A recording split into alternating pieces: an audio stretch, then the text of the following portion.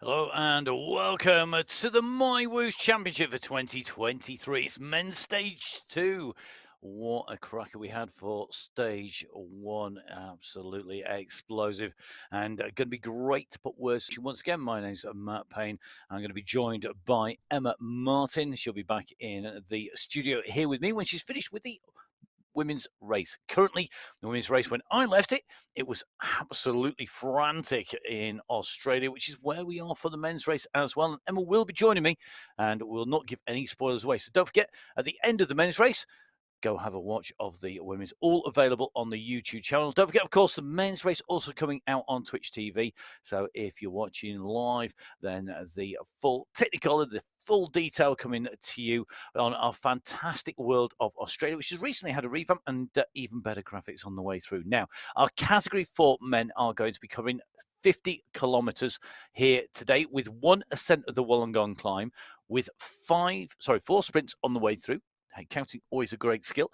And the key part of this course to think about is the fact that of the climbing, the vast majority is not actually within the 2K or so of the Wollongong climb, which is known as Mount Pleasant.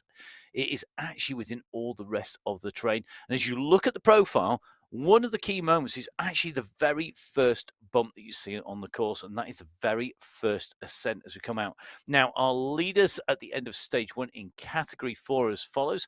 With the yellow overall classification jersey is Michael Primero. The green jersey is for our sprints winner, Alex Pleasure. The polka dot for the mountains is with Quadrelli, and the Masters jersey, which is the light blue jersey, is with Ian Lloyd. No under 23s in category 4. So that means that we don't have a wearer of those jerseys. And you'll see our riders with them. And just to make it easier for you, when we do get to the categories where the colours are maybe the same, that the riders will all have black shorts with the exception of the leader. And it's a full skin suit that the leader will be wearing. So a full polka dot skin suit for the leader of the King of the Mountains. Now we have 4 categories, as I'm sure everybody is aware.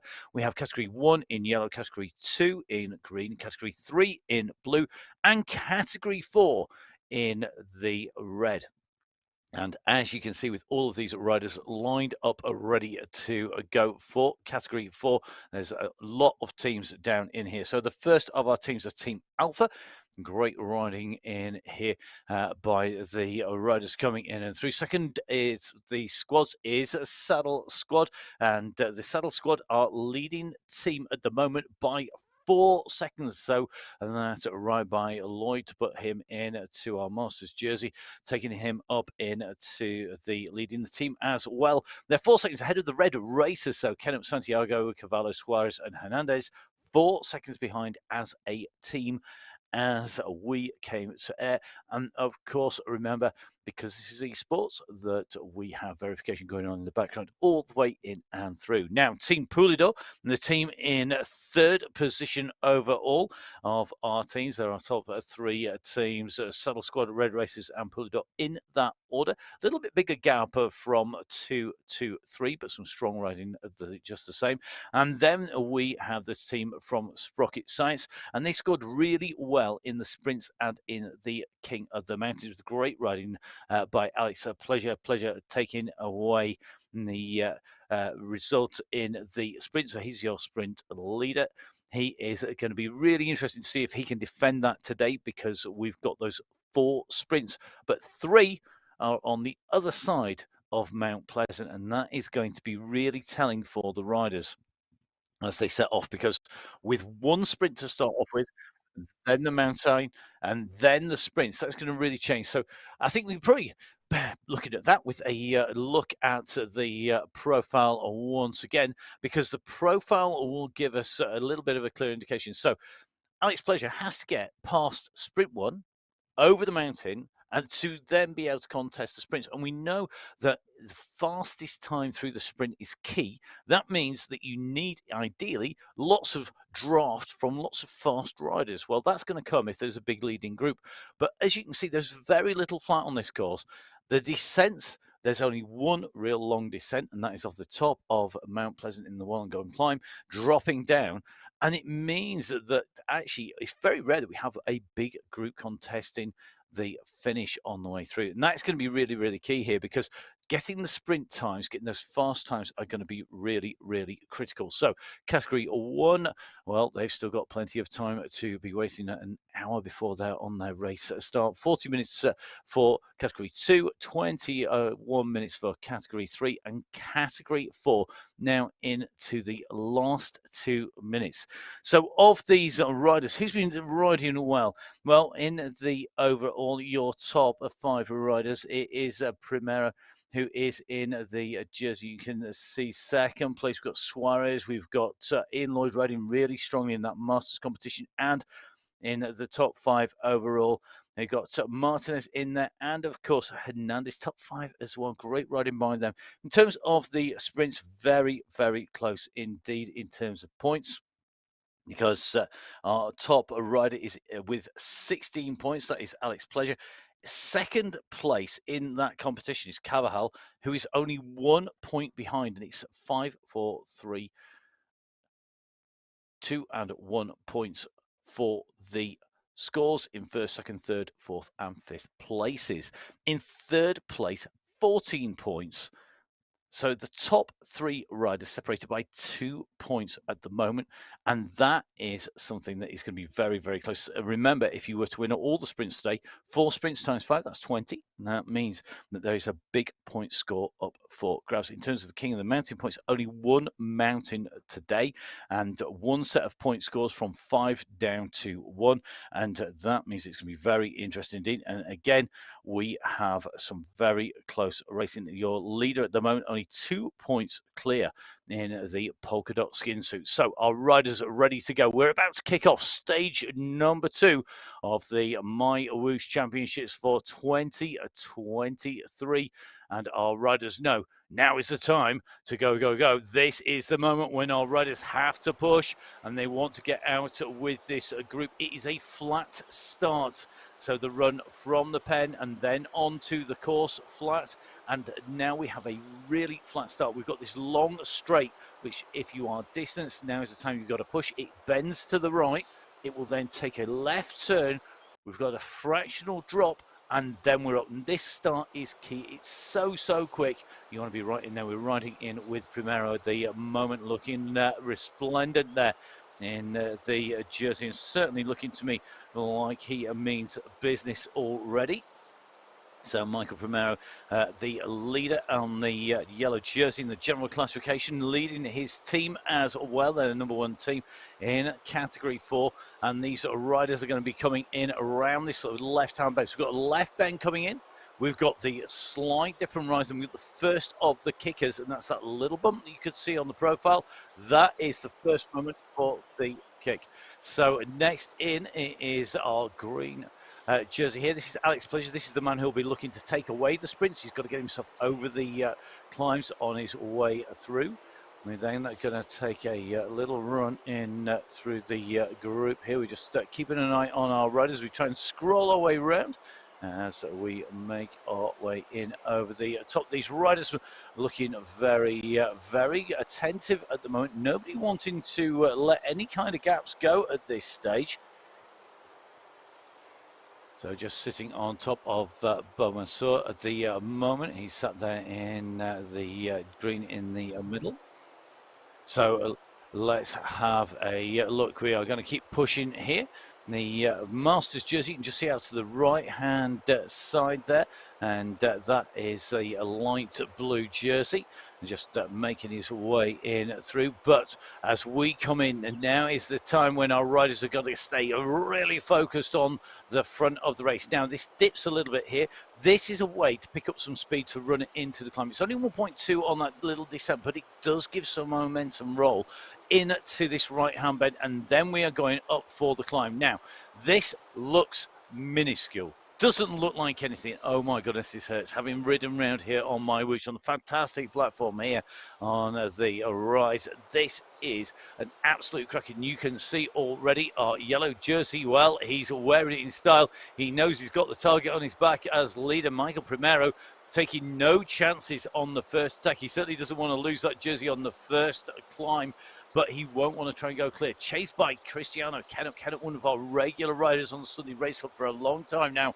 A very experienced rider, and he has raced this multiple times. He kicks over the top, and you can see right-hand side of your screen those colours lighting up as they come up, and it looks to me like Al Harabi trying to close the gap as he came over, but waiting for reinforcements to come in. So two riders with a little bit of a gap opened up here.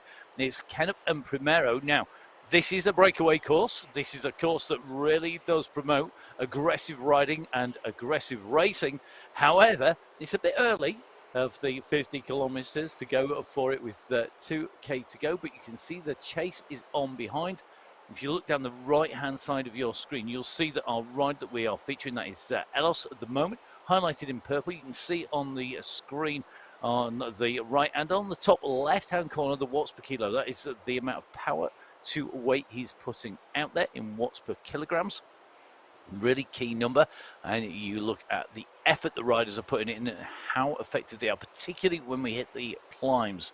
Now, the two leaders, Kenneth and Primero, being joined, the group come back together again. The first most important point here is that the first sprint comes at 6.2 kilometers, and that is the first chance for Pleasure to try and extend his lead in the sprints. So we are almost approaching halfway there. It's not far away, and it's got to stay really attentive with that. The riders continue to push here. Elos on the front, just being rolled over there by Martinez, Kenneth, Decker in there. And it looks to me like absolutely everybody in this pack, not letting any moves go at the moment. So our category 4 riders well and truly underway. They're heading in towards the very first of the sprint. We'll do a quick recap of what you can see on your screen. Top left-hand side, we have our riders' information. So the watts they're producing in the big numbers, they're either in green if they're in the draft, and they are benefiting from the draft of another rider, or in black if they are not doing that and they're catching the wind. You can see that we have the pedal revs or the cadence. That is currently around the 80 mark for Al Moharami at the moment, and 160 beats per minute, 164 in fact for Al, as we come through a less pedal cadence. You see the distance covered by the rider, the time that has elapsed, and the speed that rider is doing. They're top left hand side. Top right hand side of your screen, that is your satellite navigation view essentially, and that gives you the view that the riders are where they are on the course. Each of the riders represented by a disc relative to their color and of course their category. That then will be long and strung out if it's one long line of riders. If it's a blob like now, it's a very tight, almost one disc that you can see. You can see there's a grey box. That is a gradient. That won't stay grey. It will go into the yellow, as it has just done as we go on to this drag here, and kicks up and increases in gradient. You can see it going up into the orange. It will eventually go red, and today, boy, will it go red, because when we get onto the climb, we have gradients of 17%. It may have a 4.5% average, but it's not going to stay like that for long. The action starting to open up again here, and you can see that down directly below that grey box, because you can see the riders down there. You can see the watts per kilo. Al Harabi and Theb at the moment just continuing to push through the rest of the group, closing them down. Once again, they're just trying to get on to the wheels. Nobody wanted to let anything go. And the riders will be testing their legs as well as they continue to push on, because remember, everybody was racing yesterday. They've still got more stages. This stage 2 of 7 across 8 days. We do 4 stages. We have 1 rest day, and then we come back with the bang with the epic mountain stage that will take us in and through to the final 3 days of racing. So 4 days, then a gap, then 3 days. So 7 stages across 8 days. This is stage 2, so this is the first time to see what it's like. And if you regularly train, if you regularly race, doing day after day after day, that is one thing. If you are maybe in a situation where you maybe only train 2 or 3 times a week, if you maybe do something else on those days, busy working, then it's going to be much harder, and it's going to be a little bit of a trip into the unknown of doing day after day after day, particularly doing a race effort.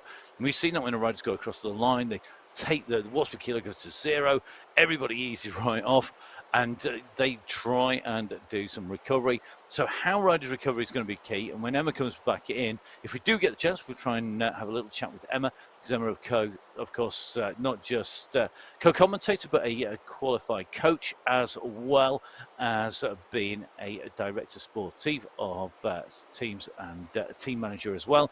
So we'll try and have a catch up with her about that recovery process. If we get a gap in the action with 4 categories racing, with all of the sprints, the climbs, as well as the general classification and the stage win being contested, well, sometimes it can be a bit tricky to fit the information in, but we'll do our best on the way through. Now, Ian Lloyd on the front here. Great ride by Lloyd yesterday. He was absolutely flying. You can see he's been rewarded with that jersey of the Masters leader. The Masters category, also known in some parts as veterans.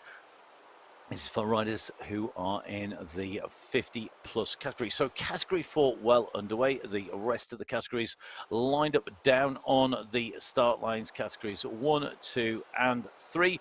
And you can see 3 on the left-hand side of your screen. The fantastic split screens brought to you by the team, just highlighting where the riders are. Now, as we go underneath the banner here, don't be confused on the way through. Really key for our riders that they know the distances. Most riders take it as a tip from somebody who could never remember all the splits.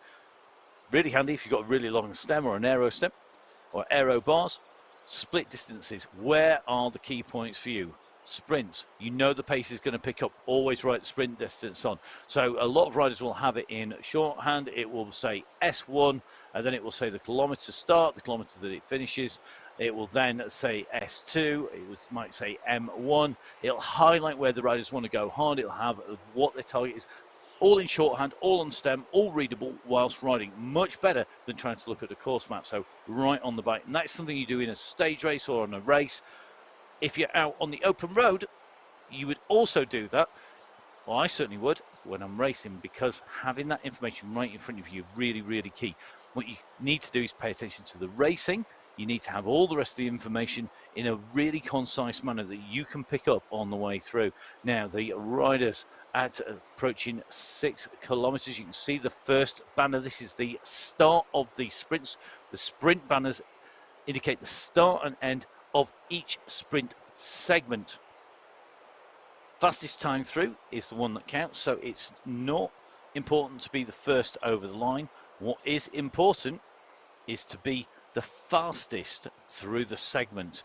And to do that, very often, the way to do that is to come at it and to actually take a roll at it by going through a group. If you try and sprint through from the front all the way through, it's going to be very, very difficult. If you take some assistance on the way through, that is going to make a difference. So sitting in the draft as long as possible, getting a roll on there will be key. Now, Elos has gone for the pure power and go for it option.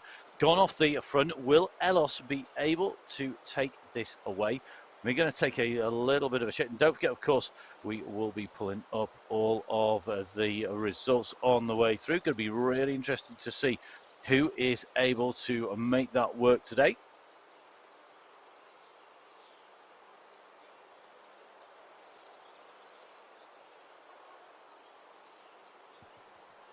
So Kennup just spins back down. Here come the results.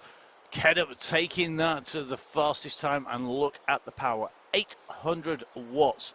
So Kennup takes sprint number 1. Carahel in 2. Pleasure adding to his point score in 3. Quadrelli and Dromard also scoring points. Now, of the riders, if you take a look there, you can see that Suarez was putting out some big numbers, 581 watts. You've seen 456 from DeVoe.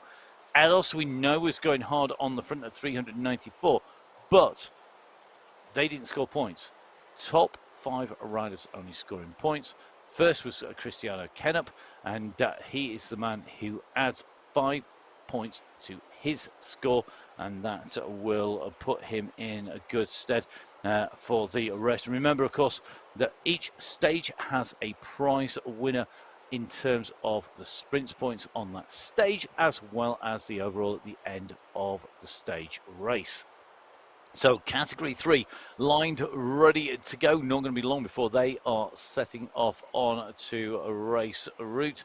The riders now will be making sure they've got gels, fuel on board. Don't want to make an off-the-line effort, having just put a gel on board.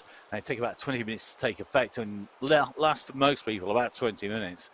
So you're going to need to be fueled up ready. You want to be putting on bars. Might be putting on something that's going to take riders for a little bit longer on the way through. So the category 3 left-hand side doing their final preparations, making sure that the fan, if there is somewhere warm, is turned on, ready to go.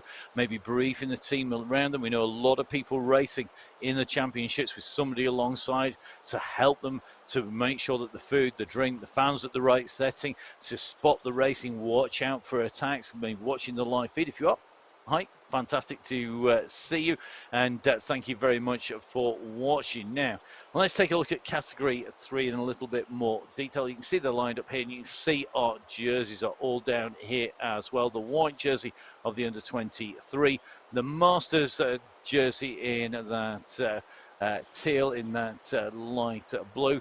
Who's going to be taking them away? Well, the Go Hard team are going to be contesting this. Go Hard team are currently the #1 team. They currently have an 8-second lead from team in second place. Now, the surprise team came in, and the surprise team containing Masters and youth riders. Really interesting to see how they get on today.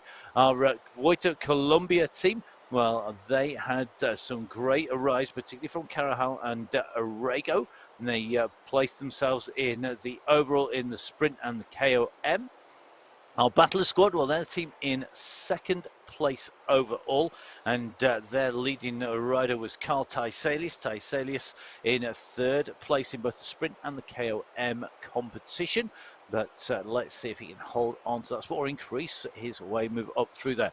Now, the category 3 team of Quick Spec, the Spec team had a good ride as well. Quadrelli, really the rider who was looking good for them, and again putting in some great performances. The MyWhoosh Beasts are the team though that are in third position overall, and they are only 3 seconds, 3 seconds behind the team in second place. So those gaps are very close, with only 11 seconds separating teams 1 right the way down to 3. It's 11.5 seconds, in fact, now to be totally accurate on the way through. Let's take a look at who's holding our jerseys down on the start line after stage 1.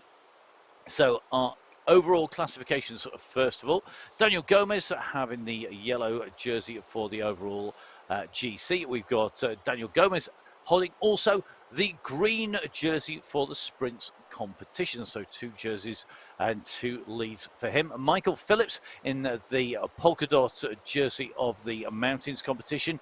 We've got Stepan Hedina in the under-23 or youth competition, and Taylor Gonsolin, he's the rider in the Masters competition holding the 50+ competition jersey, and they are the leaders at the end of stage 1. Will Gomez still be holding 2 jerseys on his way through? Will the rest be holding 1? When we get to the end of today's stage, it's going to be really interesting, and it is very, very close in terms of points in most of the competitions, and still lots of scoring opportunities. A quick reminder that today the riders in category 3 will have 5 point scoring competitions, in point scoring opportunities in the sprints and 2 runs up the mountain. So just getting the results in for stage sprints there before we have a quick look back at the map. Now, this is the route that our riders will be heading out and around the Wollongong city. Making the way in and through. It's going to be 70k for our category 3, and more sprints and more mountains over category 4 today. The only difference in our categories today, and you can see from that course, it's 2 circuits that we use. The essential thing to look at: 2 mountain climbs of Mount Pleasant, the Wollongong climb. They are 2.4k long with an average gradient of 4.5%, but very, very steep. They are 17 and 18% kickers on the way through. We have 5 sprints, So that means that we are going to do one lap, which includes the sprint and the climb. We're then going to go do city sprints. So we're going to go through the sprint line essentially 4 more times. We're then going to make our way back onto the mountain. And one of the key numbers for me, it is only 4.1k from the top of the climb on our second ascent to the finish. 4.1k from the end of the Wollongong climb, from the top of Mount Pleasant for the second time to the finish. So the action on that climb at the end could well be decisive when we come out of the other side. So that's where our Category 3 riders are heading. Let's make sure that our riders get away nice and safely from the start line and on to the course. As we've seen, the start of this course really, really critical. It's the same for all categories. The flat run and that first bump that they hit will be the first opportunity where we get to see what they're up to in terms of who's feeling strong today. So Category 3 lined up and ready to go. 70k of riding. We have a total ascent of 815 meters. And to give you an indication, each time that we go up the Wollongong climb, we do 108 meters. Now, that's 216 meters of the 815 meters of climb. So that means basically there are 599 meters of climbing on the rest of the course. And that is telling because there is very little chance to recover. This is a course that will suit somebody who is a great rouleur, who has got good souplesse, who has the ability to change their power output to suit the course and to suit the rest of the riders around them. And that is going to be really, really key, having ridden around this on MyWhoosh. And if you haven't done so, please do make sure that you download the app. It's available on iOS, it's on Android, it's also on Windows. Grab the app, jump on board and have a ride. It really does put into perspective just how quick every single rider across all 4 categories are. So here on the MyWhoosh Championships, our Category 3 riders getting ready to move away from the start. Stage 2 of 7 about to get underway. This start critical, and you can see the riders are winding this up already. The watts are coming, and away go our riders because this is the start of Stage 2. 70 kilometers. Over 800 meters of ascent. Who's going to come out in the top spot? Who will be wearing our yellow jersey, our polka dot jersey, our green jersey, our Masters jersey, and our youth jersey when we come to the end of Stage 2? Who will be taking them on to Stage 3? Well, time to find out for our Category 3 riders.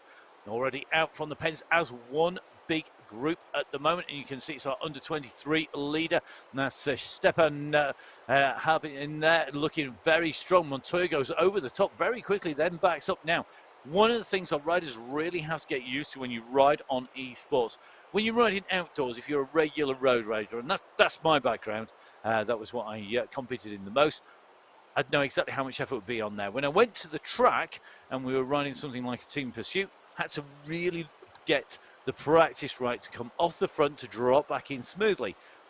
On esports, it's exactly the same. Here on MyWhoosh, you've got to know how much effort to go past the rider and through the group or hold position, and how much effort to get back on, how long to ease back off, how long to push on to get back into position. Really key for our riders. So just seeing Michael Phillips on the left of our screen, holder of the polka dot jersey, is on the right hand side. You can see the climb of Mount Pleasant is underway. In fact, our riders in Category 4 have already ascended and descended the first step of that peaked climb. They're now on the way into towards the second stage of the climb, and at the moment that group is well and truly fractured across the road, and this could be very, very telling for the riders as they go through, because if you see the riders on the way in here, they are on to the climb, and this will be absolutely critical for the riders, because it could well be the decisive moment, particularly for the riders in Category 4 who are sending it once. So you can see all 4 categories, 2 of them underway. The riders in category 3 about to hit the first of the key moments for them. And this is going up on to the climb.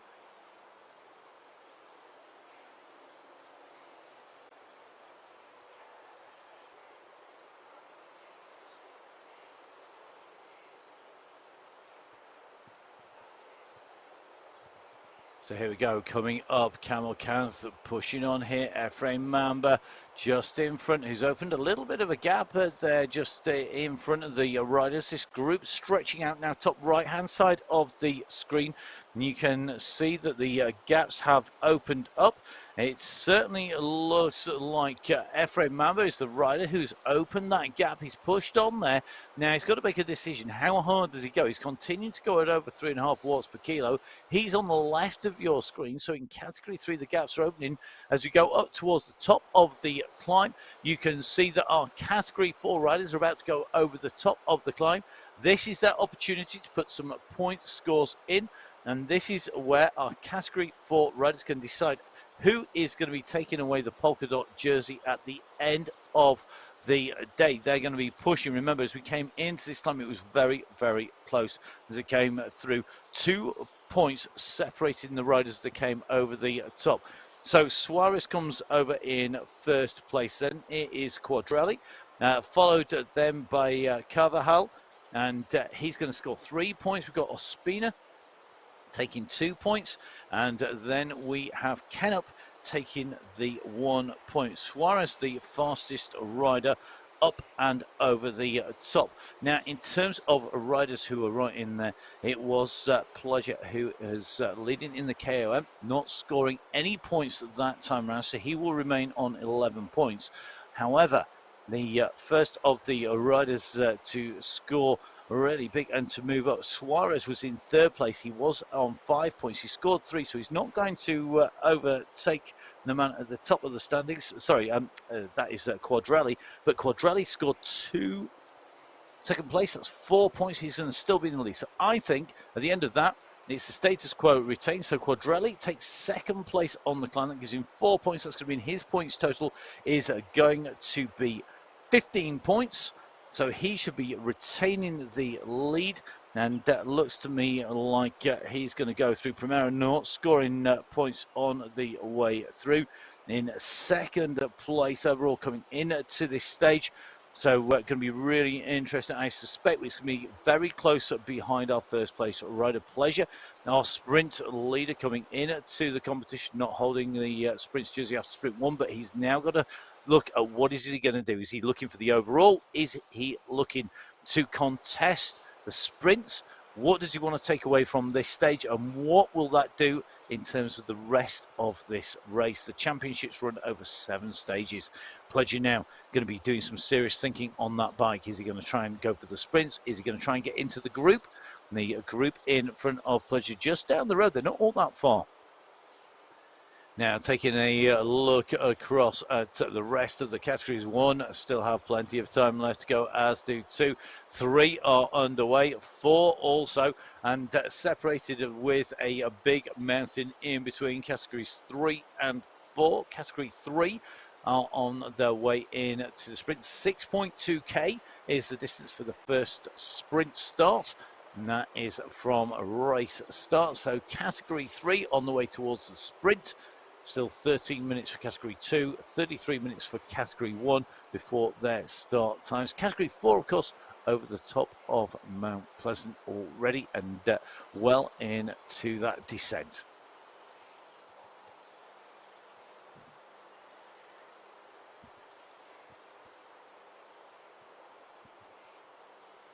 So just a quick reminder for you, the race underway here with 2 categories racing in categories 2 and 1 waiting. Category 3 and 4 underway. The women's race looks like the coverage just wrapping up at the moment, and make sure you go and head over. So at the end of this race, dive over, have a watch. Lots of great racing across 8 days, 7 days competition. There's a chance to catch up in the middle if you manage not to watch all of it on the way through. We've got a lot of TV watching for us, catching up, because, of course, Emma and I covered all of the women's and men's competition, and Emma finishing and wrapping the women's race up whilst I start the first of our categories in the men's competition. And the women's racing was really, really exciting. This course really does provoke some aggressive riding and racing, and Camel Canth now putting a big kick up on the front, looking to break this group up. The Canth has just gone off at 4.5 watts per kilo. And looking down in this group, we're just looking at Gonsolin, who is the Masters leader. Carl at the back in the white jersey here. It just looks to me like these riders are not really choosing to respond. They are just picking up the pace. Canth's charged to the front, not enough to take him clear and stay clear. The group using the draft and pushing on here. So lots of great racing. Make sure you give it a watch. Don't forget, of course, that you can catch up on social media as well, and make sure you get in and search the tags that we would love you to put in. If you put in at MyWhoosh, that is on Instagram, on Facebook. It's at MyWhoosh on Twitter. And then you can catch up, of course, with me. It's at Matt Fixer Paint. And that is across all of social media. And at Biking Emma, for Emma, who will be joining us in the studio in a little while, probably about 15 minutes or so before Emma is in, probably between category 1 and 2 starts, I would imagine. But that is just a guesstimate. It just depends on how long it takes to get from studio 2 to studio 1, and just how many coffees she's going to have on the way through. So the expectation is that Emma will be in with us and in somewhere between categories 2 and 1 after wrapping up the women's race. Make sure you subscribe on the YouTube channel. Don't forget, of course, on the men's race, if you want to get it in glorious Technicolor, as they used to say, in full uncompressed version, then Twitch TV / MyWhoosh Live, Twitch TV / MyWhoosh Live. And you can get the men's race on Twitch TV, which comes to you in some fantastic technical and some great graphics on there as well. It really does show off the worlds here. And Australia was really rich. There was a upgrade on the way through. And in fact, haven't been on the commentary for the well over a year now with MyWhoosh. I have to say, the speed of improvement, the speed of drive from MyWhoosh, absolutely astounding, because we are seeing improvement and progression. Yes, that means quite a lot of updates on the way through, but do you know what updates mean? It means faster games, it means greater graphics, it means lots more features. And one of those features, our riders can actually talk in game. It's on the microphone, so if our riders want to, they can click the microphone on button and get themselves chatting with the riders around you. So if you're on a social ride, that's great.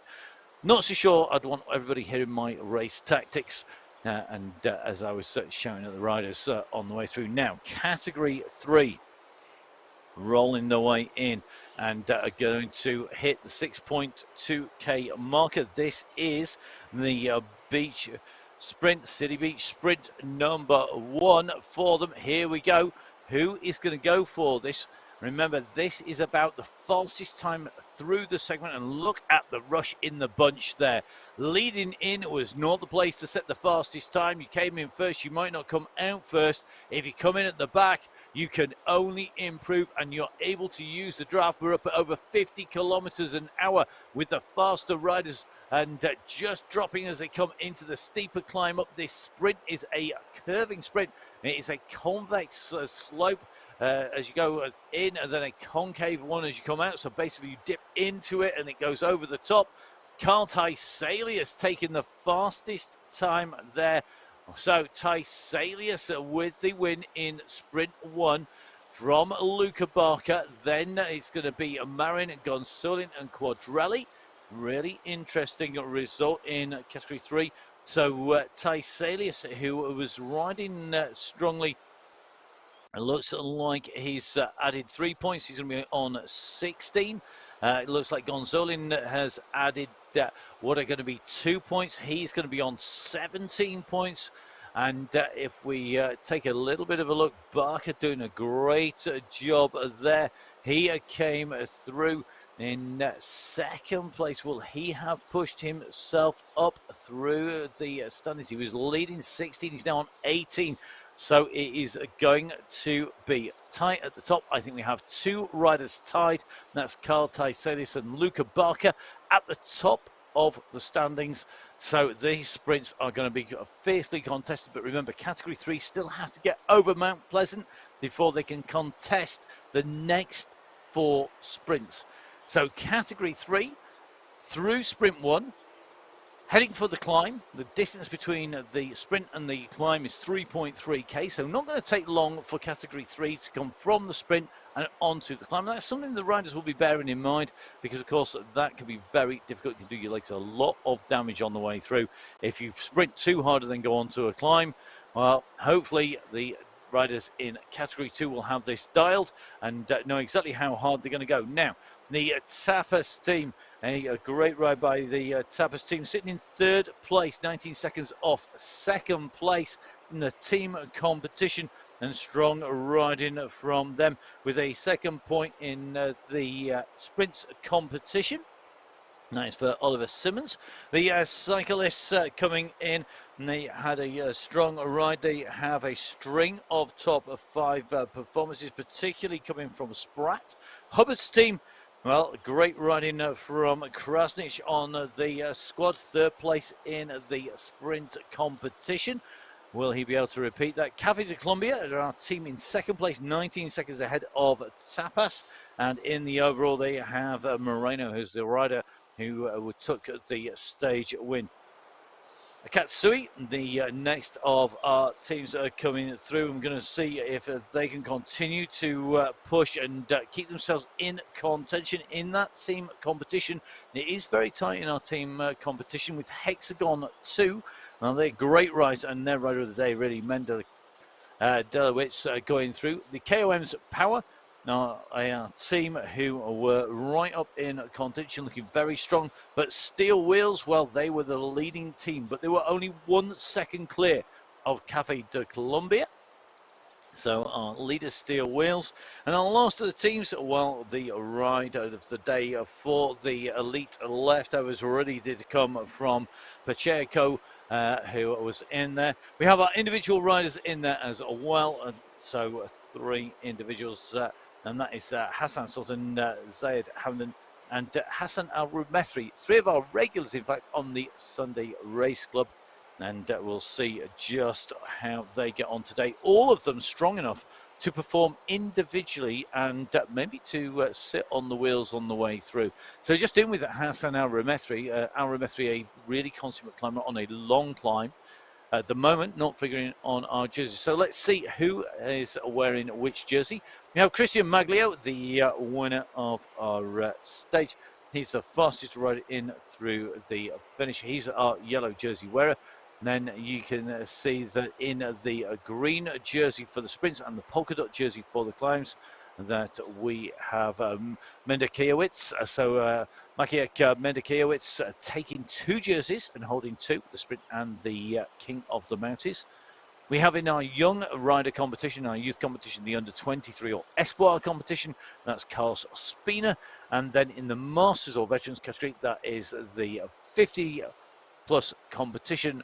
Louis Ruiz taking that jersey and holding that competition jersey, and the riders will be wearing these. Now, to make it a little bit easier, because our Category 2 riders are in green, the rider with the sprint jersey will also have the green shorts of our skin suit rather than just being a jersey in green. So that's the way to tell. So you'll be able to see that jersey on there. But of course, the one they all want is the yellow jersey of our leader on the road. That is the leader of the general classification. So going to be really interesting to see if that can continue to be held on the way through. And remember, of course, all the results at the moment are live. I will, as with all esports, go through 3 stages. You have your live result, that is the result as it happens on the road and whilst racing is in progress, and that's until the last rider crosses the line.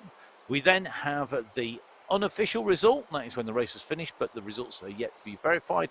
And then we have the verified results now.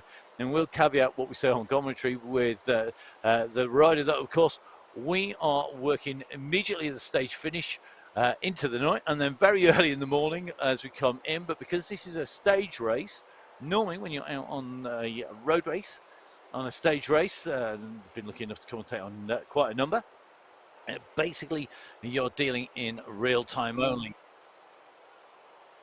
So the riders are going to be making sure that they're all ready to go and that they get their results verified. So a quick reminder, a verified result is what's required to get the official result. And let's have a quick reminder of our course and what our riders face. So 70 kilometers, 850 meters, utilizing the roads of the Wollongong. So Wollongong was playing host to the World Championships, and the roads are replicated here.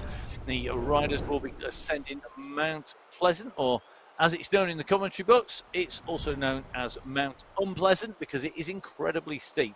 So as you can see, the sprint points are all in green. There are 5 sprint points. That means a maximum of 25 points across sprint. Sprints always 5, 4, 3, 2, and 1 point.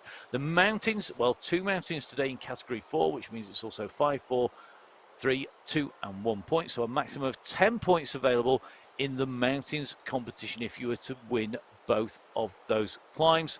The finish line, key number here for the riders, 4.1 kilometer from the top of the mountain to the finish line. And that means that what happens on that mountain could well decide the overall. This is a course historically in category 2 has been incredibly fiercely contested. It is a course that we know will see this group really try and knock chunks out of each other. Add to that, or even maybe multiply it by the fact that we are on our stage race, we're on the championships. There are prizes and prize money for the individual stages as well as in the overall categories. That means that these riders really are going to be at it absolutely flat out. So riders are lined up and ready to go. Let's see who's going to take this out from the gun.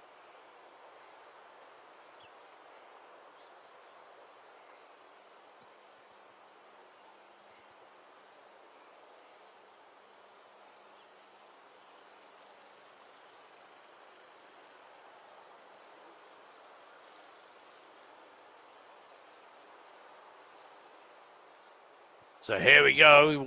It is our category 2. Riders are getting ready to head out and away from the start. This is the key moment. They know they've got to push, and this is where our riders are really going to be winding it up. So category 2, up and away. In with Hassan Al-Ramethri. Now, Al-Ramethri in absolutely superb climbing. His timing on the big, long climbs, very, very good. How can he put that to use today? It could be really interesting to see because nowhere on this course is somewhere you can settle into a pace. Probably the only place is when we come down along this straight time and time again.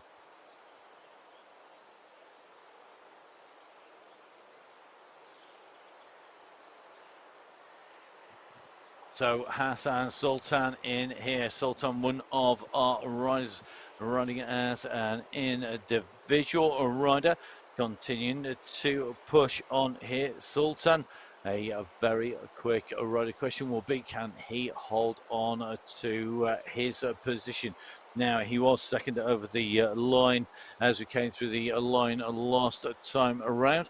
We're going to be seeing how he continues on from here. As you can see, these riders are really starting to stretch the racing out.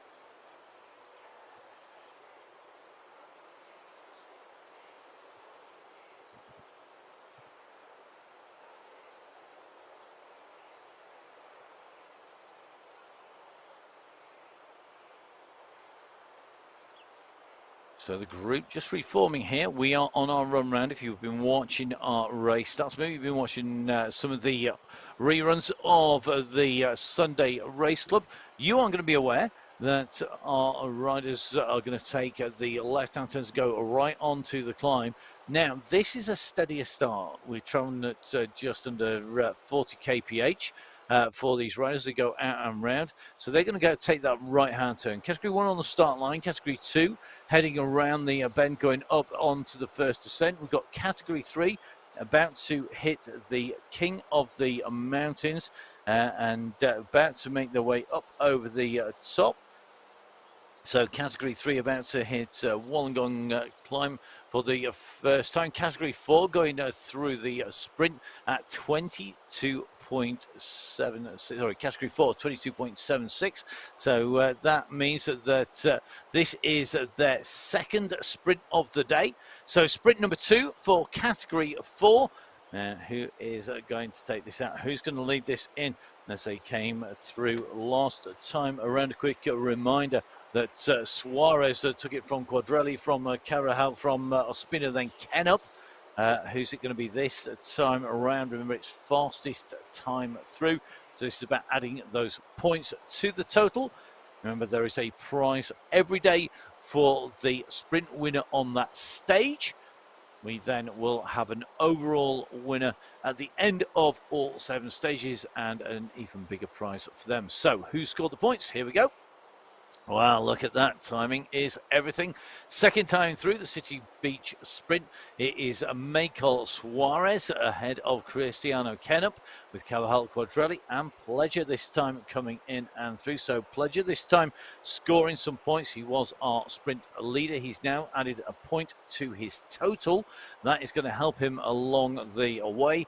But Suarez showing that he means business today, and could well be taking away that sprint prize for the day in category number 4.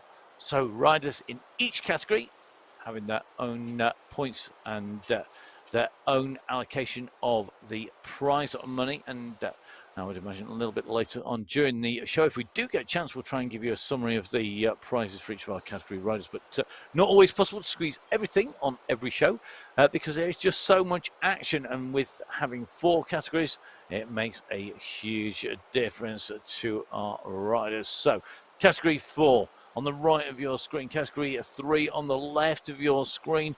Jack Staples with Arago at the moment at the front of a smaller leading group. You can just see the yellow jersey on the road just coming up into contention.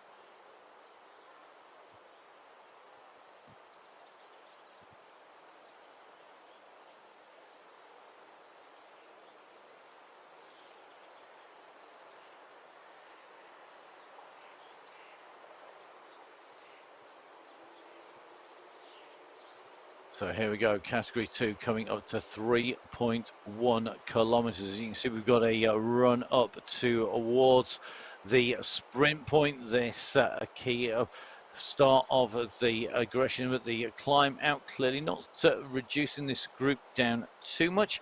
And at the moment, the riders continuing to push on the way through, looking really good at the moment as they come around this turn. You just see with the odd rider just pushing through into the group, just not wanting to lose contention. And the power starts to go down, going up over the top of the rise. Very easy to get caught out, to be the wrong side of a split. And if that occurs, then you've got a lot of work to get back in. You've really got to push, and that nervousness of not being dropped can really ramp the pace up in the group. All of the group going over together, and it was Droma just going flying through there, even at the back, just pushing his way up towards the front. So category 4 well on the way around. Remember, category 4 on 50k today, they've already covered 24.9, so they're approaching half race distance. A couple of leaders off the front, but nothing decisive sticking in category 4. So category 4 at half race distance. Category 3, well, they are at the moment approaching 15 kilometers of racing. They are at 14.9, and that means that as they make their way in and through, they are between the mountain and the next of our sprints, and you can see that by where they are on the terrain, just on that descent down at the moment.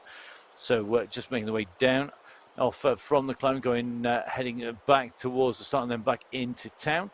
So the riders looking really good. In fact, category 3 taking the left-hand turn. So we've come down the descent. category 3 on the left of your screen, making the turn. Now, this is a little bit of a kicker that they're on. That could well break them later on in the race. It's steep on the inside of the turn. Category 2, they're a little bit further out and round the start, but not yet reaching the real steep slopes. Category 4, well and truly broken up here, though. So looks like Quadrelli at the moment in the lead, but the rest of that group of top 10 riders, very, very close indeed, taking that right-hand turn at the moment. So certainly it looks to me like the group, you see that chasing pack are going to pull back and a little bit of an attack there, a little bit of pressure that have been put on. So after the ascent of the mountain coming down through the second sprint, this group has come together and got themselves back in. And remember, this group now will be heading out and round. So the next sprint number 3 for these riders will come at 32 kilometers. At the moment, looks like Theb are just off the back. So 11 riders in the leading group of category 4.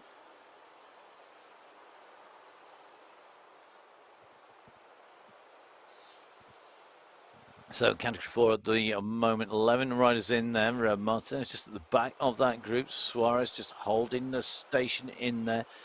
Go back to category 2. Category 2 at the moment, still a much bigger group. I think pretty much all 42 of our riders in that pack. Looking very, very good indeed. And certainly looks much more like they are closer together.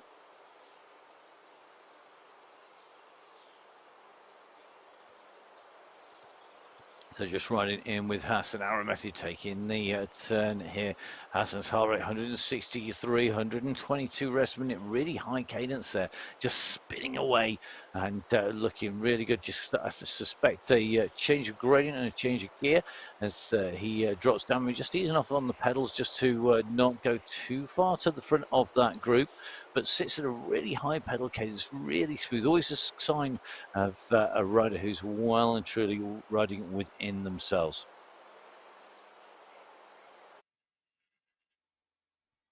So let's take a look at category number 1. The category number 1, the Belgian Waffles squad. Martin Martins, Lanover, Justin Kaminski, Van Elsen, and Eekhout. A really good, strong squad in there. The Belgian squads are riders all capable of scoring points. Sticky Bun Club, well, they had some of the riders of the day. And the Sticky Bun squad placing the riders right up there on the way through. And Ross Fawcett, of course, on his birthday, working well in the sprint competition. In the Italian Gelato, well, they are the team that are currently in second place, ahead of the Belgian Waffles, who are in third.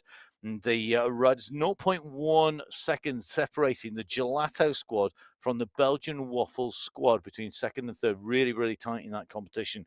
Beast Mode pudding by Mode squad had a good day yesterday. They'll be looking to improve today. Phil Graves on the attack regularly. We saw David Dan right up in the mix, along with Tim Cutler and Simon Walter. We do expect them to come into their own when we get closer to the mountains. Now, Hexagon 1. They had great rides coming from Hoyas and Panizza. Juan Hoyas, one of our real strong sprinters on the way through the sprint. He's in top spot in that sprint competition. 22 points for Juan Hoyos in category 1 in that sprint competition as we came to S. So that is a very good result for him so far. They got first and fourth at the moment. And then the UAE clan team, the team that are heading our standings at the moment, now 23 seconds clear. And most of those 23 seconds came due to the impressive lead of Michael Vink. Vink had soloed to victory. He is our race winner of the stage. Now, stage winner on stage 1. He was clear of everybody else. The UAE clan team have some big scores. And Mr. X100, in fact, scoring 4th in the race finish, 3rd in the sprints, and 2nd, scored 3 points in the sprints and 2 in the King of the Mountains as well. So strong across the categories.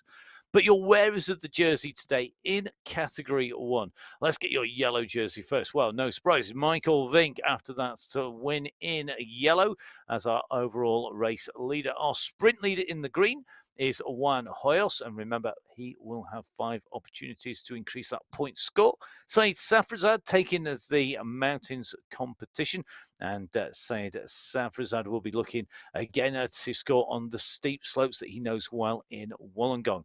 Mr. X100 leading the Masters competition for those riders in the 50-plus competition, and Mr. X100 absolutely flying yesterday, as we said, scoring points in the sprint and the king of the mountains. So some cracking riding, and those are the riders that you're going to see on your screens in the yellow, green, white with the polka dots and the light blue jersey. No under 23 rider qualifying in the competition as they go through. So we'll see if we are going to see changes in of the jerseys. Michael Vink setting his stall out. Is he looking to take away a yellow jersey in every stage, wearing it all the way from start to finish? It's certainly possible. Well, let's take a look at what our riders face on the course, because we are going to be heading into Australia. The amazing world, the fantastic graphics on this site of the World Championships. But here we are heading out and around the circuit. Now, this is made up of 2 areas. You can see the first of the loop. This is our sprint loop. That's the area that we use regularly for the sprint circuit. So between the 2 mountains, the mountain on the top right-hand side there, and you can see the end point just before we come into the start. 70 kilometers, 815 meters, and 2 ascents of Mount Pleasant, which is our Wollongong climb. And they come at 9.8k and at 63.9. So from the start line, the ascent up into town, the first of the bumps that you can see in the yellow course profile. The first of our segments is a sprint segment, the first time through the city sprint. And that will take us in from 6.1k. It's a very short run then of 3.3k between the sprint into the climb. We have our 2.4k climb. That comes between just less than 10k and just less than 12 kilometers covered. We then go and do our laps around the city. This gives us our city sprint regular loop. In between each of those sprints, 9.1 kilometers. So that is 9.1k either to attack the sprinters if you want to drop them, or to recover if you're a sprinter and wanting to put your effort into getting those sprint points, which of course translate into prize money if you are a winner in the stage or if you are the winner overall. Now, the riders lined up on the start line. You can see Christoph Thiem down here on the start, just sat on the turbo, no pedal revs, no power going out. So just sitting there, keeping calm, heart rate at 115, 114 beats per minute at the moment. And as you can see, just not going anywhere fast. So going to not be stressing too much. Very calm now. In fact, that heart rate is dropping. It was down to 97 then, down to 101, 102. So keeping calm, not putting too much down too early. What you got to be careful, of course, is that if your heart rate isn't high enough, that start is so hard that it makes life very, very difficult to move away from the start line and to go at the pace that is being put down. And our Category 1 riders, Michael Vink taking the win. And we know Michael Vink, of course, a World Tour level rider for the UAE team.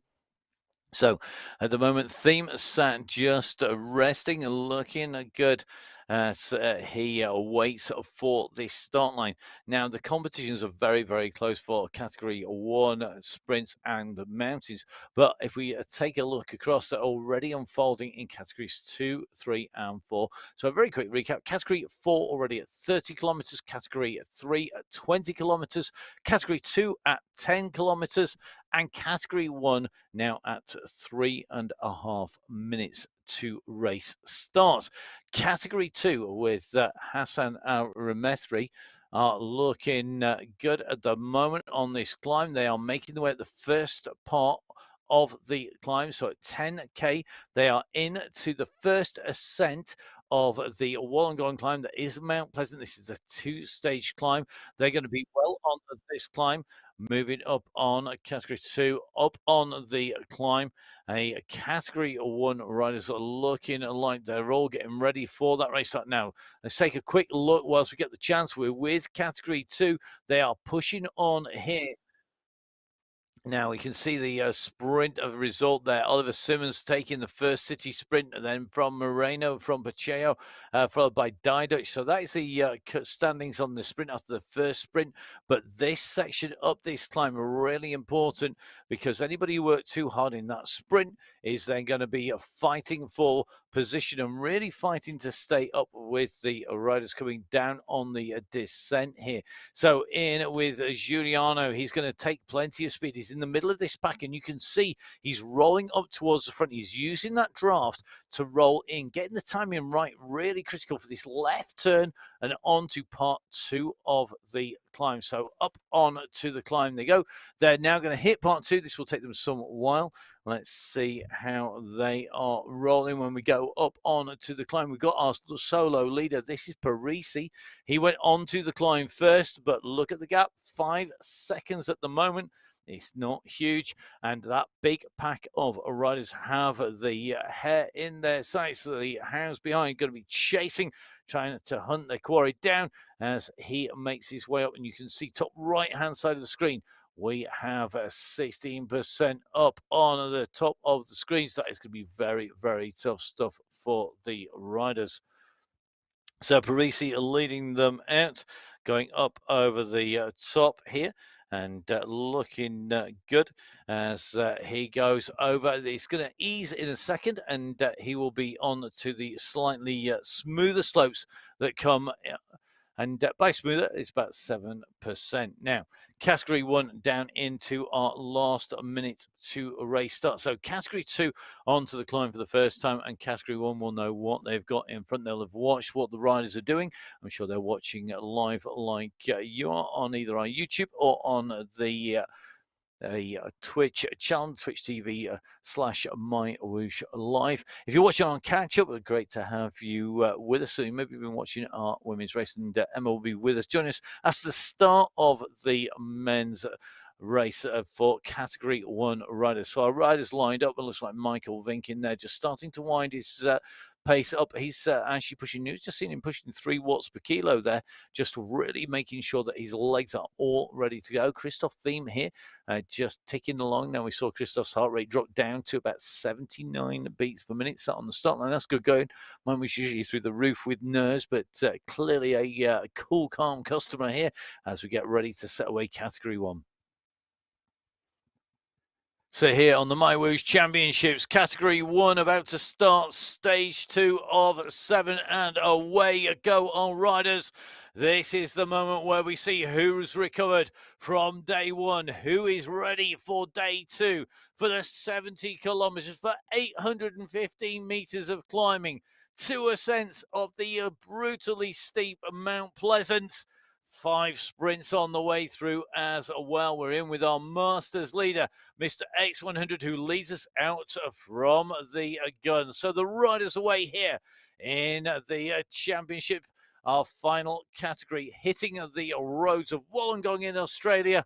And this starts seeing the entire pack making its way out from the start line. 30 starts today. And as you can see, Mr. X100 sitting in the middle of the group.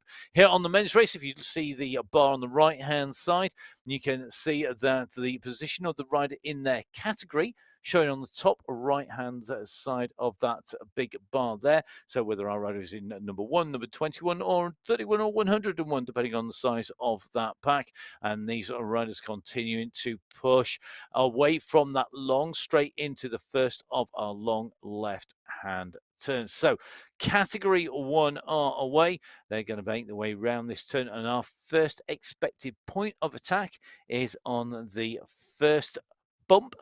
It's the rise from the seashore up over the cliffs and into the city, and that is where we expect that first kick to come.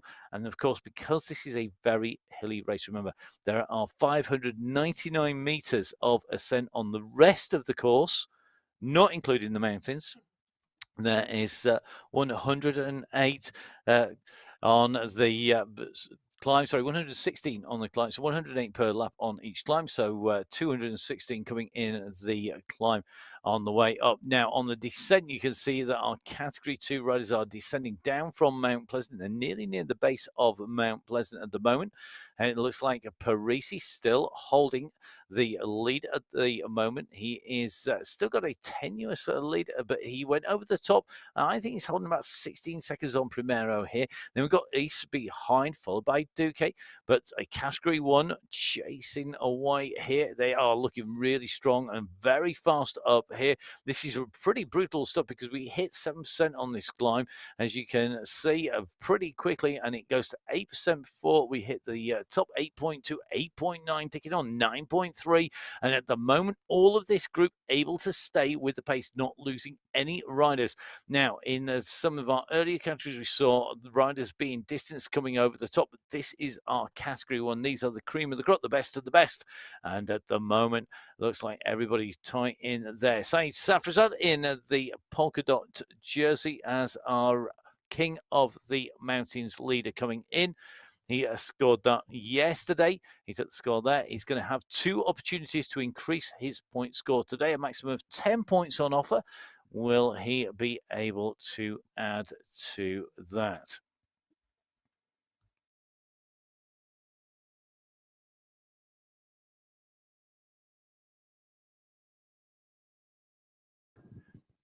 So our riders, the group are moving very fast over that section. This group all together, this downhill on the far side, 8% downhill. It really is an almost equal ascent and descent as you come up over this run into town, and that is why it's so critical to stay in the group. You can just see a little bit of a stretch coming on the pack here in Category 1. So Category 1 at 2.4k, they will be making their way around. Remember, the first of our sprints coming at 6.2 kilometers.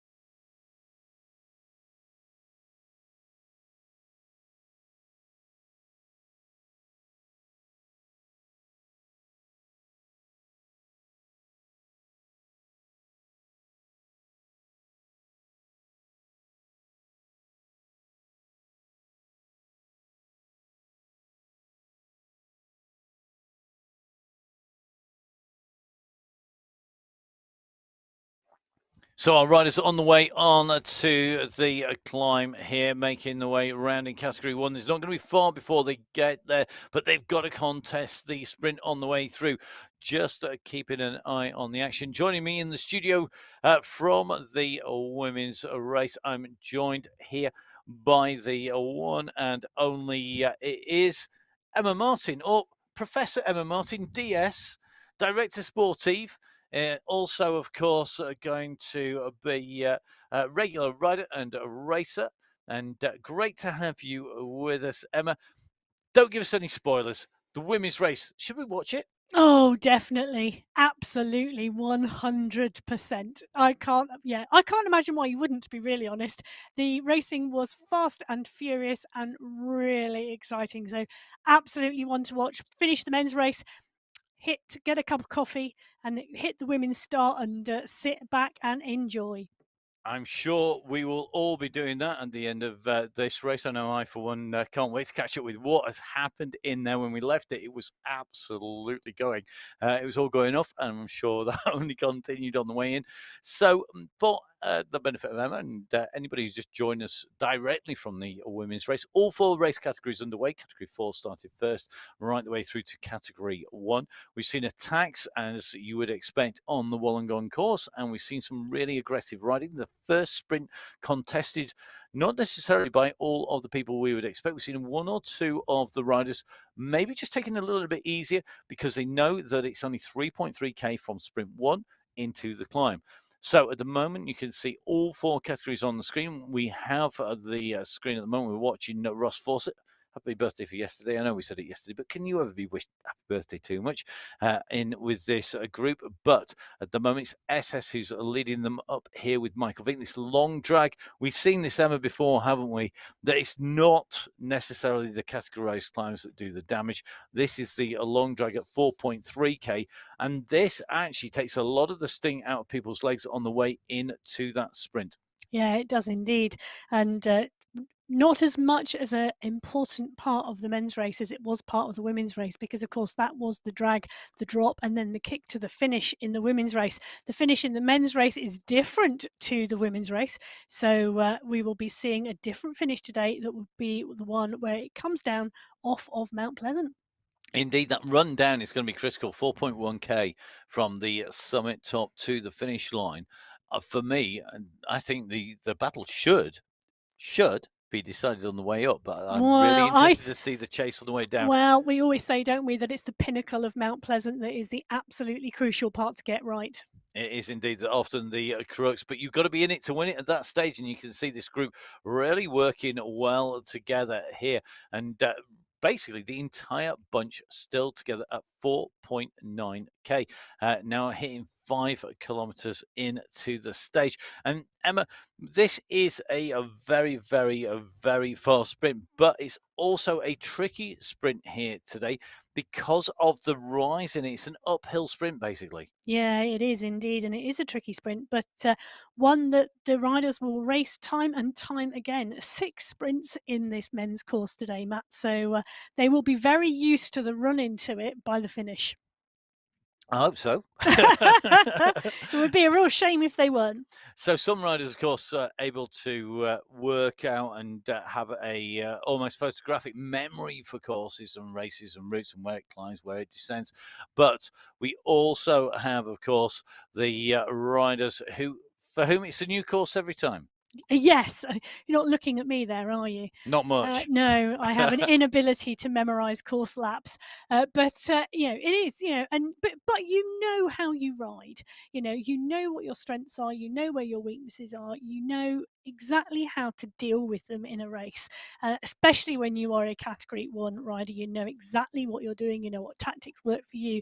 You have a good awareness of what tactics other riders might be using, and you've got a game plan in your back pocket, or on your avatar or on the table beside you for esports, and you know what you are up to. No, you say there on the side of the table. Me, I'd have them on my handlebar stem, proper old school, proper road racing tactic. Definitely. Now, here we go, coming into the sprint for the very first time. Who is going to take this out? Remember, this is all about being in top spot. To Juan Hoyos, the man who took the sprints, leading that competition with 22 points, 5, 4, 3, 2, and 1 sprint points available. Who's going to take this out? Remember, it's fastest time through now. From the back of the group to the front is usually the fastest way. This is a big pack, and you can see that pace is really picking up. 46 kph now as we start rolling down up to 50, 52 kilometers an hour. You can see there's a kick on the front, but it's about having that fastest time. You want to be using that draft. Zach Nair definitely using that on the way through. We're going to see who is going to have taken that out as we come in through the beach sprint, the City Beach Sprint number 1. Let's see who has a top spot. Well, look at that. At the moment, it's Juan Hoyos who's added to his total. So it's Hoyos in 1, Panizza in 2, Kaminsky in 3. Fawcett again scoring points on the way through. Remember, Ross Fawcett did the classic sprinters technique of focusing just on those sprints on stage number 1. And then it was Jakob Björklund coming in 5th place. Zach Nair, when we saw him putting in the pace, he was definitely putting the power down, 567 watts, 8.1 watts per kilo, but he doesn't score points, and that will be seen as a wasted opportunity by a rider as experienced as Zach. Yeah, absolutely. So Nair just missing out there, but Bjorklund, Fawcett, Kaminsky, Panizza, and Hoyos picking up points in that first sprint of the day. So sprint number 1 done. And we are sort of taking the top spot. Zach Nair, the rider we're focusing on, a rider who put a lot of effort in there and didn't get any points as a reward. So, going to be very interesting to see if he can continue to push here and maybe score points later. But this is, for me, a really key part of the course. Our riders will know that they need to be moving strongly here and continuing to push onwards because they're moving in towards the climb. Yeah, so the pack's still moving and moving well, and that climb comes quite quickly after this first sprint. So the first sprint at 6.2 kilometres, the first climb at 9.8. There is not a huge transition between them up to the top of this climb. This is a short climb here, and then as you can see, it's a pretty flat run in till you step into the foothills of Mount Pleasant. You can see that on the top right-hand corner of your screen, that satellite navigation picture really showing that very clearly. Our group of riders at the moment are indeed that green arrow on the graphic. We will be moving through the slow rolling section the riders are on at the moment. They're just on this descent at the moment, and then they will transition into that flatland. And there you can see on the far right-hand side, that is the first ascent of Mount Pleasant coming up for our Category 1 racers. And that Mount Pleasant, known as Mount Unpleasant in the studio. And definitely not the easiest of place to go. But this run in, it does ease a little bit. It's almost just a time to grab a bit of breath. Personally, this would be my moment to attack because I wasn't going to be doing it on the climb. Do it on the run in and make those climbers work hard on the flat rather Well, than on the climb. it's going to be interesting, I think, Matt, to see the tactics from Category 1 going into the final climb, because, of course, there is a huge distance between the two ascents of Mount Pleasant today. This first ascent coming within the first 10 kilometres of the race, the last ascent coming within the final 10 kilometres of the race. And I think we're going to see two very different sets of tactics over those two climbs today. So we are in with Category 1, currently coming up to 9 kilometres under their wheels. Category 2, just over 20 kilometres. Category 3, 30.5k complete. Category 4, 40 kilometres into their race. And remember, Category 4 have 10k to go because they're doing 50k today. Everybody else on 70 kilometers. Now we are in with the winner from yesterday, Michael Vink, and this course really did almost set the tone, didn't it? And the doing a Vink was really coined here because essentially it was a set way of riding to victory. Yeah, absolutely. And I think, well, it's interesting, isn't it? Because you look at the profile of this course, and we were talking about profiles yesterday, and that your assumptions when you look at a profile as to how the race may play out. You know, you could look at this and you could think, you know what? If we get over the first climb, whatever the group is at the front, they will ride as a group until the second climb, and then it's basically decided in the last 6k. However, we also learn it's very wrong to assume from looking at a course map that's how the race is going to play out. And I'm desperately trying not to give you any spoilers, but in the women's race, we saw that play out as well. So each of the different categories had a different finish. Well, right, even more reason to go and watch that. Now, so we roll our way in. We are at 9.7k at the moment, and this means these riders know that they are making the way up on to the climb. Here comes the start of that climb banner, and the riders under the Wollongong climb banner. This is Mount Pleasant with Mr. X100. Now, Mr. X100, we know can time trial his way up a climb absolutely without a problem. But this is not a climb that suits his particular skill set, is it? Because he tends to be somebody who sits at a steadier pace. This is much harder, isn't it? Well, you're right, Matt, because whilst the average gradient on this climb is 4.5%, it is nothing but average, or not average. It's an exceptional climb. It is a climb where we have two component parts to it. And this first part, the climb that they're on at the moment, the tops gradient tops at around 9.5%, 10%. You can just see it at 9.8%. We then go over the top of this, we drop down, we drop into the valley between the two climbing sections, and then we move on to the main part of the Mount Pleasant climb in Wollongong City. And we see the gradient go up to and over 17%. Now, There is a real skill set for being able to ride a climb that is that steep, because we see that steepness come on and off. There are segments on the second part of Mount Pleasant that drop to 6%. Now, I say drop to 6%. It does give some respite for the riders, but it also means that those really steep gradients are not long and suit a more kicking style of rider, so a rider who can kick, rest, kick, rest, kick, rest, and put out big power numbers. Now, X100, as we know, is a phenomenal time trialist, and we can see regularly him close down gaps to riders who have ridden off because of their higher power ability. But of course, never make an assumption, because you always get proved wrong. No, well, let's hope so, because we want all our riders to put in the best performances here. Pablo Popovic, one rider who we know will ride this absolutely spot on. It is Popovic leading out as he went over the top, but look at the speed of the pack. It contains Mr. X100, who stayed in there. He rode at his pace and has got himself through there. Now, we have another steep kick. This is the steepest section at the base of this climb of part 2, but then we level out slightly. The gradient will decrease, and Johan Noren really pushing on here. He went in carrying some pace and some momentum, but you can see to his right or left, you can just see the riders really starting to squeeze. Interestingly, Michael Vink, who is in the yellow skin suit, so that's the yellow shorts instead of the black shorts, as well as that yellow jersey, he is the race leader in the overall. However, he is also absolutely flying all of the competition because of that win. But I would imagine that he's going to want to score some points in the King of the Mountains. He scored 3 last time around.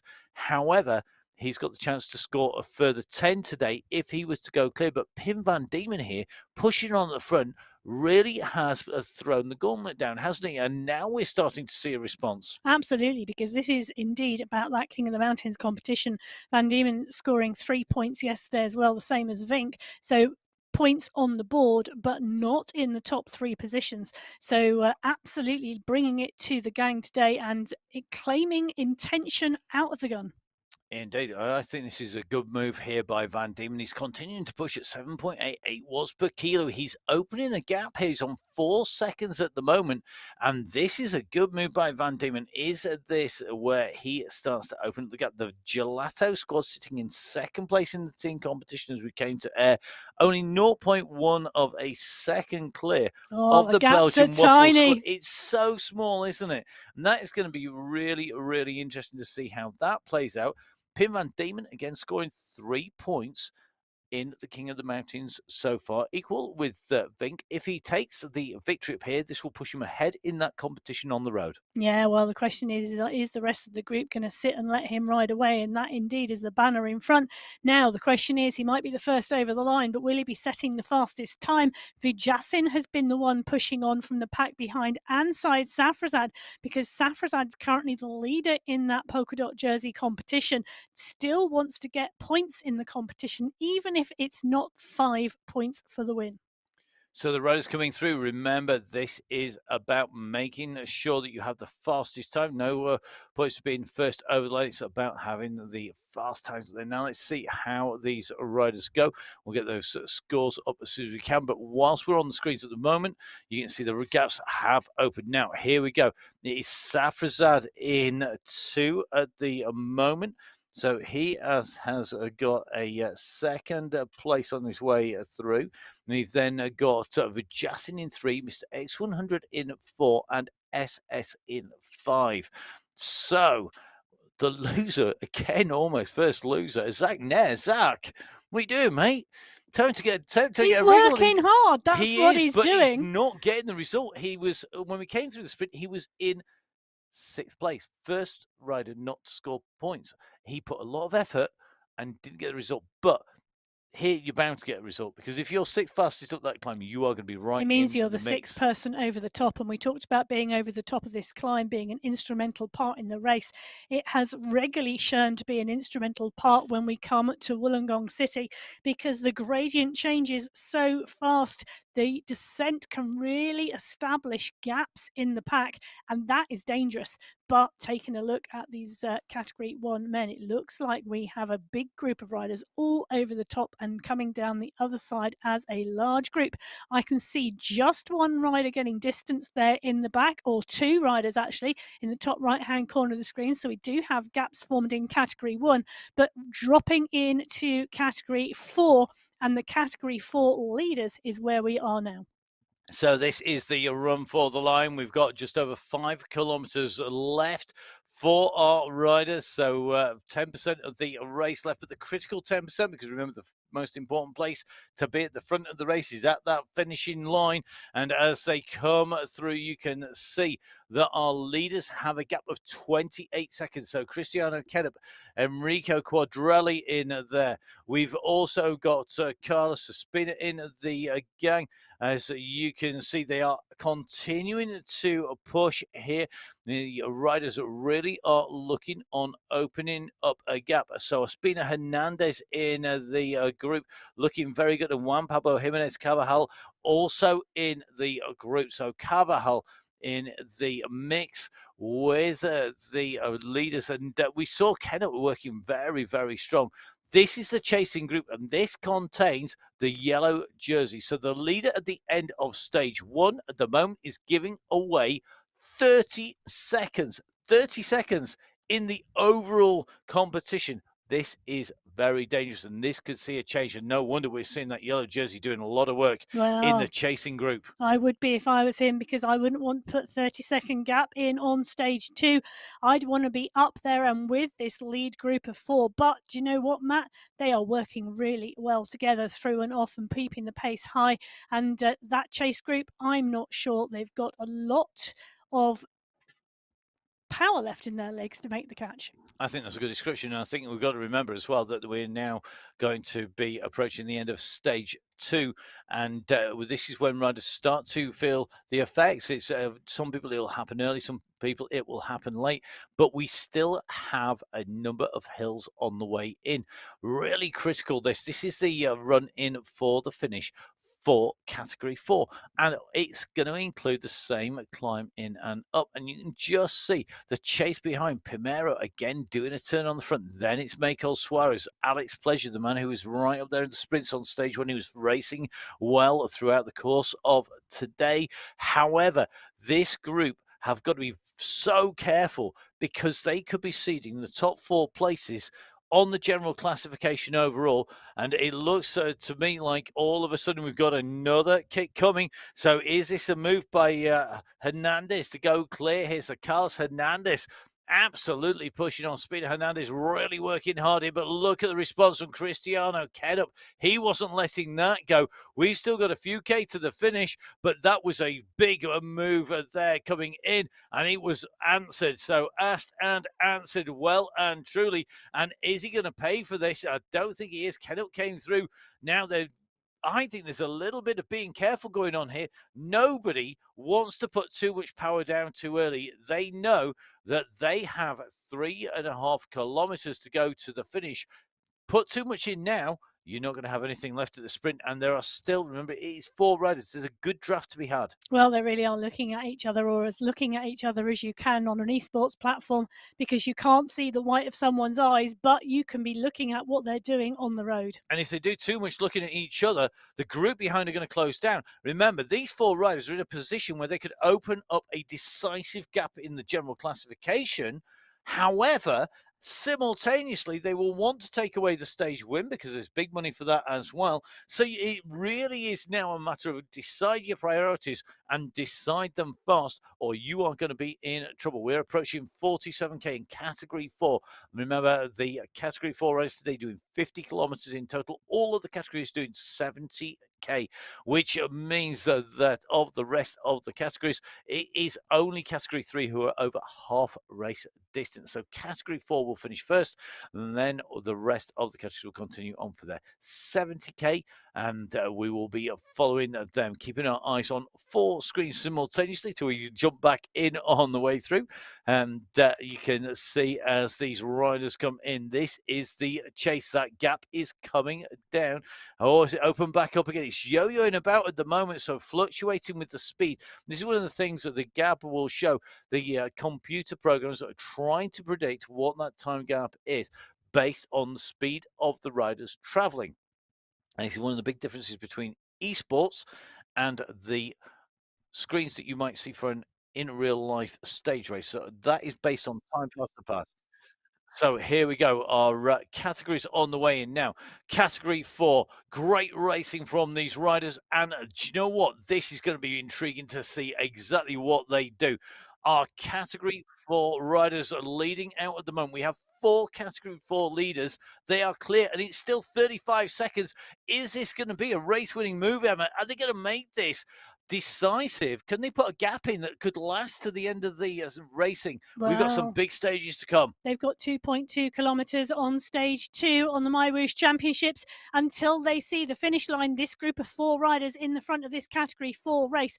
The chase group now still over 20 seconds back, and the road is getting shorter for them to make a difference here and to catch that group in front. I think as long as that lead 4 are intent on finishing fast, they are going to see the finish line first. They should do. Now, here we go. There's going to be lots more racing. Remember, it's not over till it's over.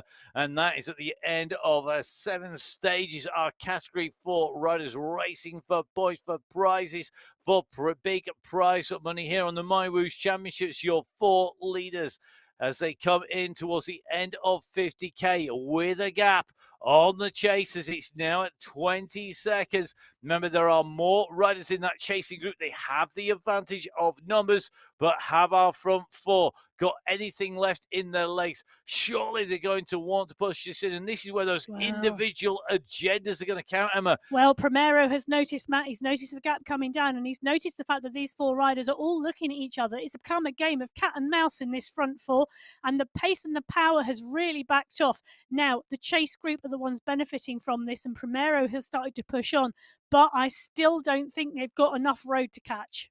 I don't think they're going to catch, but this for me is about minimising the time to the riders in front. Quadrelli has gone for this, though. So Quadrelli has started to open up the throttles. You can see at the moment he's got a little bit of a gap to the riders behind. There is a response. Bottom right-hand side of your screens, category 4 coming in to the finish, just approaching 1k to go. And as they come in, Quadrelli has the lead. We take a look back with our cameras. Has he gone too early, Emma? It's over 1k. It's a long run for the line from Quadrelli, and he's absolutely stamped his authority on this lead group. He's gone early, and he's gone with over 1,000 metres to the checkered flag. He's kicking at 6 watts per kilo. My question is, can he hold this? And can he hold this for the next 900 metres? Well, he's gone on the right point because he's gone up on the climb as we came in. He was leading those King of the Mountains. He clearly had a good power coming in at the start of stage 1. Now, this is the chase behind Ospina, really chasing hard. Behind him, you can see Kennup looking like he's not quite got the power there, or maybe he's just saving himself. It's 4 seconds now for Quadrelli.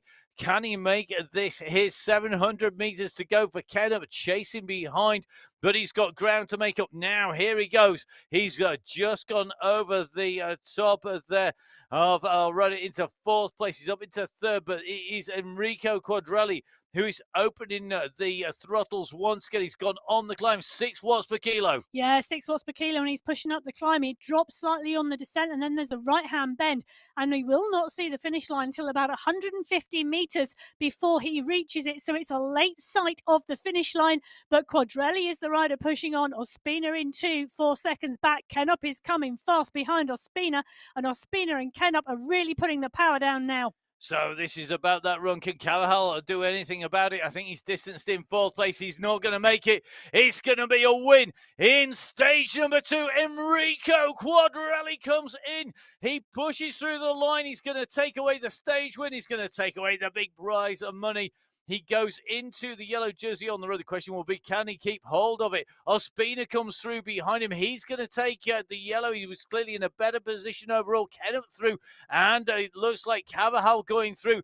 The leader on the road is Ospina. He gets that yellow jersey. We're going to have to wait to see what happens. Where will the chasing group come to? Will they take it away? Make sure you go on to www.mywhoosh.com for all of the results in categories 1, 2, 3, and 4. I love a good sprint finish. What a ride by Quadrelli. Well, I love a stage race because those types of things happen, and it is not over at the end of stage 1 or at the end of stage 2. It is not over until day 8 and stage 7. So jumping back in with our yellow jersey in category 1, Michael Vink in the company of Mr. X100, Martin Martins, Phil Graves here. They are trying to stretch this out on that big drag. You can see on the right-hand side of your screen, category 2. Well, they're at 31k, about 11k down the road from category number 1. But number 1 is where the racing is probably its most frantic at the moment. And you can tell that because they are lined out here. Knudsen, Mr. X100 and Phil Graves here are on a bit of a mission to make people sting here and really make this hurt. They're at 20.3k. So we are between Mount Pleasant and running our way down in towards the second of our sprints, which comes at 22.7k. And category 1 are absolutely nailing it at the moment, and nailing it as well. You can see our category number 3, well, they are aligned. They've just regrouped once again. So clearly something just happening enough to pull the group out and then stretch it and come back together. Well, category 3 are about to go into sprint number 4 at 41.5k, but we are currently in with category 2 and they are going into sprint number 3. In fact, that is the finish banner of sprint number 3 in front of them. So we can see the banner in front. Who's got some pace? Let's watch the riders coming through. Big Red Power coming out. And look at this. They're getting the timing right. They've done this before. They know you've got to kick at the end because the gradient increases. You can lose so much time if you don't have power at the end of this segment. And it is that final kick through that is absolutely key to get a fast time through the segment. Here we go. This is your results. So Oliver Simmons in 1, Pacheco in 2, Moreno in 3, Cusimano in 4, and Castameo, who had a good ride in stage 1, in 5th position. And very interesting to see that the riders a little bit further down are the people who we maybe are going to see figuring in the overall. You can see, though, 10.4 watts per kilo from Olivier Simmons. Actually, racing against Olivier on in the racing on esports. I'll tell you something, he's got one heck of a sprint. I say that as somebody who used to have one. He's definitely got one. Well, there we go. So Simmons taking the 5 points there in sprint number 3 in that category 2 race on stage 2 of the MyWhoosh Championships. So Michael Knudsen, the rider we're in with now, as we keep rocketing on. We are coming in to second sprint. Remember, this is a really key here. The riders are absolutely nailing this. Now, a sprint can unfold in one of 2 ways. It can either be a slow start or it can be a very quick run in, and they suit different riders. You can see that the category 1 riders all jockeying for position at the moment as they come through. Juan Hoyas, the rider in category 1, who has been absolutely flying in the sprints. He was absolutely flying on stage 1. He's flying again in stage number 2. And these are riders in category 1 on the left of your screen, category 2 on the right of your screen. And post sprint, you can just see these riders are looking like this. Really is interesting because as they come around these turns, this is the run towards the mountain for them. They're heading in towards the Mount Pleasant area, but they're not going to go up it. They're going to take a turning off and head out and around another sprint lap. So we tease them in the mountain, and then we're going to head off on to the next section and back round for another sprint. Remember, between our mountains, we have a total of 5 sprints for these riders. Yeah. Well, do you know what's really interesting, Matt, is I'm seeing red numbers coming out of the category 1 race on the left-hand side of your screen, and they've not even got to the sprint yet. You can just see the sprint banner at the start of the sprint banner in front of them at 22.7 kilometers, but it has been a little bit fast and furious and lining out on the way in. And lining them out is Mr. X100 from the UAE clan team. He's got the overall yellow jersey leader. That's Michael Vink on his wheel. But now come the sprinters. They're starting to mob. Seeing a number of riders coming from the back on the top right-hand side of your screen, just rolling in at pace. And it's about carrying speed through the group, taking the draft. Here we go. Kick in to the finish. Going to be key for those points. Can anybody topple the speed of Hoyos through there? Juan Hoyos went through on the very front of the group through the line. Has he managed to hold it for the sprint result? Panizza looking good as he came through. Wow. But look at that, Juan Hoyos. And look at the power. He's into double digits, 11.9 watts per kilo. Nearly, well, it's over. My goodness, 202 watts higher than second place Kaminsky. Well, that's it, isn't it? Hoyos is absolutely nailing his colours to the mast. In Big terms of the power. sprint competition, Kaminsky in 2, Noren in 3, Nair in 4, and Panizza in 5. So we have point scorers through to 5th place. And Zach now clearly was listening. He's got himself into the points this time. There you go. There You see, we somebody go. listens to you. No, not many. So, but maybe the millions that view at home and do. You never know. Even if in the commentary box Emma doesn't. That's the fib. She does, of course. Now, into the racing, we're back with category 1. Now we are seeing a big split occurring here because we've got some big names sitting further back. Bruce Bird, David Dunn, and Ross Fawcett notably coming into the sprint here. Now, on the first stage, Fawcett was going for the sprints, and I think Fawcett is deciding whether or not he's going to have gone for that one. We're going to have to take a little bit of a look at the timing. Remember, of course, the sprint times are live. Fawcett can come charging from the back through this little group and set a very fast time and actually topple the top of them. We saw that yesterday, but he's not got the advantage of sitting in a group of what is essentially 25 riders going at 40 kilometers an hour to spring out from. He's got to do that in a group of 4. Very, Yes, very different but he doesn't ball have game. to ride at 4 watts per kilo or 5 watts per kilo that the lead group are riding at.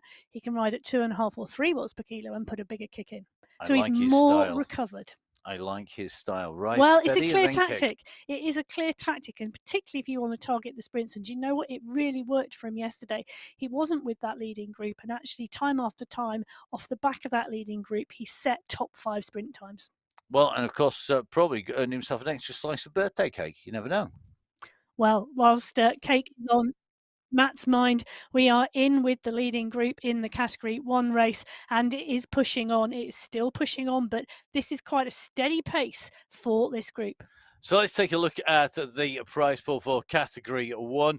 So category 1 prize pool, you can see here we have the overall prize money up at the top, and we have the daily prize money on the lower section of your screen. The individual classification at the end of all 7 stages, our winner will take away 10,000. Let's say that again.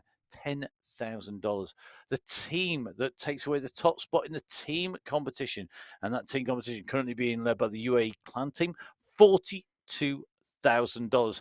Our sprint winner, our youth winner, our mountains winner, and our masters winner, all taking away $5,000. And of course, each day up for grabs, our sprint winner could be Ross Fawcett, you never know. It could be Juan Hoyos, $500. Our mountains winner, will it be Said Safrazad who takes that away this time? $500.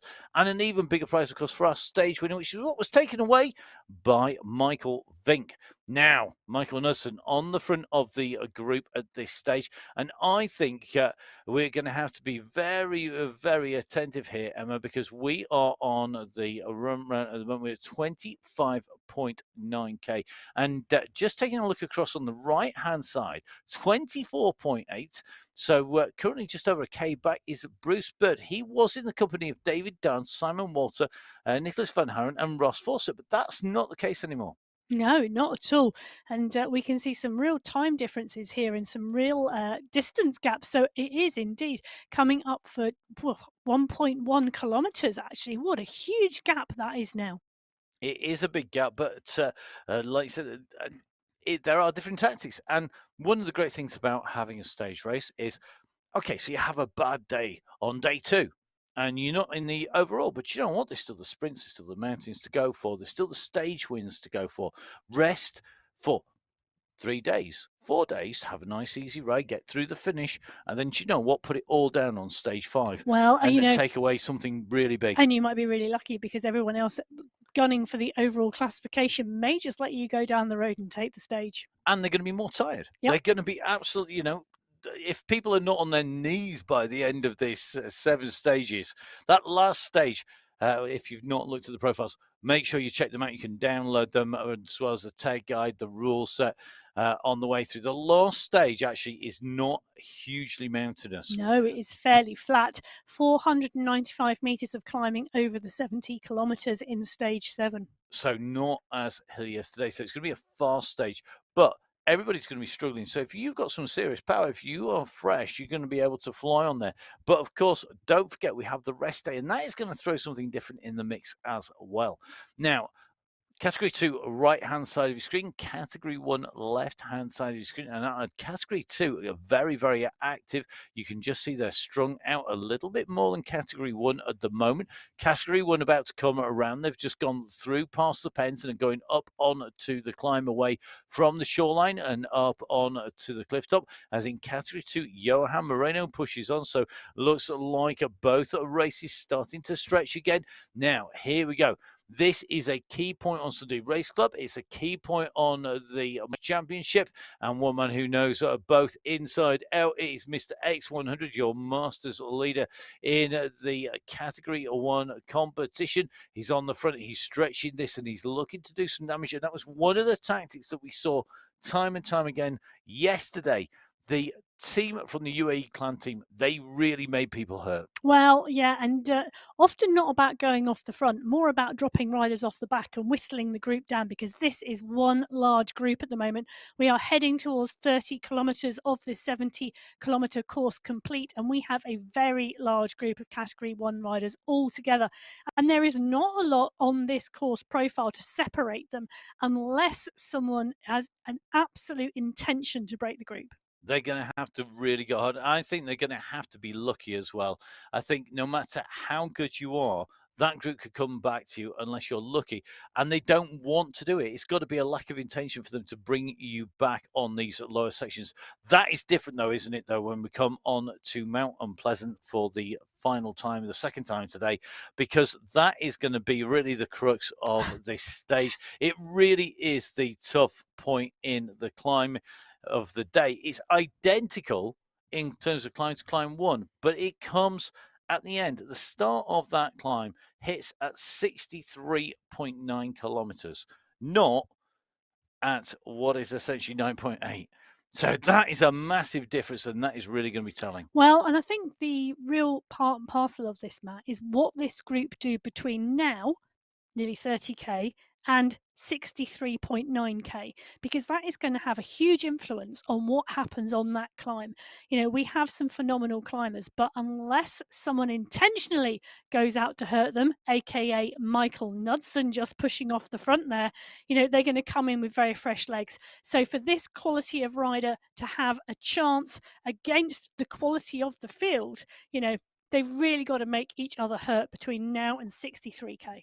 And look at this. I think this is a very deliberate tactic here because if you look at who are the three riders going on the front here, Knudsen, Vink, Mr. X100, who do they all ride for?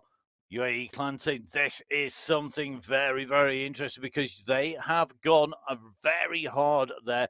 You saw the wind up coming from this, and then you saw Vink go, then you saw Mr. X100, and all three riders together. This is a really big attack here. Now, even if it comes to nothing, they've made the riders hurt and they have said, come on, guys. You think you're good? We're even better because they are pushing on here. Now they've been joined here. Who's gone and joined them, Emma? Well, there's a number of riders there, but Zach Nair is the one who's gone, I'm not letting you go. I am crossing that juncture completely and fast. So Nair has joined them. Van den Eckhout has joined them. Panisa is now there and Van Elst. No one is going to let the UAE clan disappear off up the road. Well, they're not. They're going to try not to. I don't think it's all that simple. I think that is partly due to the strength index. We know that on this course, a rider who is nicknamed the Momentum Master on some of our other courses. That is Pablo Popovich. He's a rider who can ride this course because he can deal with the change in terrain. He's on the left-hand side of your screen. Right-hand side, you can see that we have Knudsen leading this out again. He's got Vink behind him. This time it's Pim van Diemen coming up with him, and then Phil Grace, Stefan van Elsline of Jassin. Really is a who's who of racing.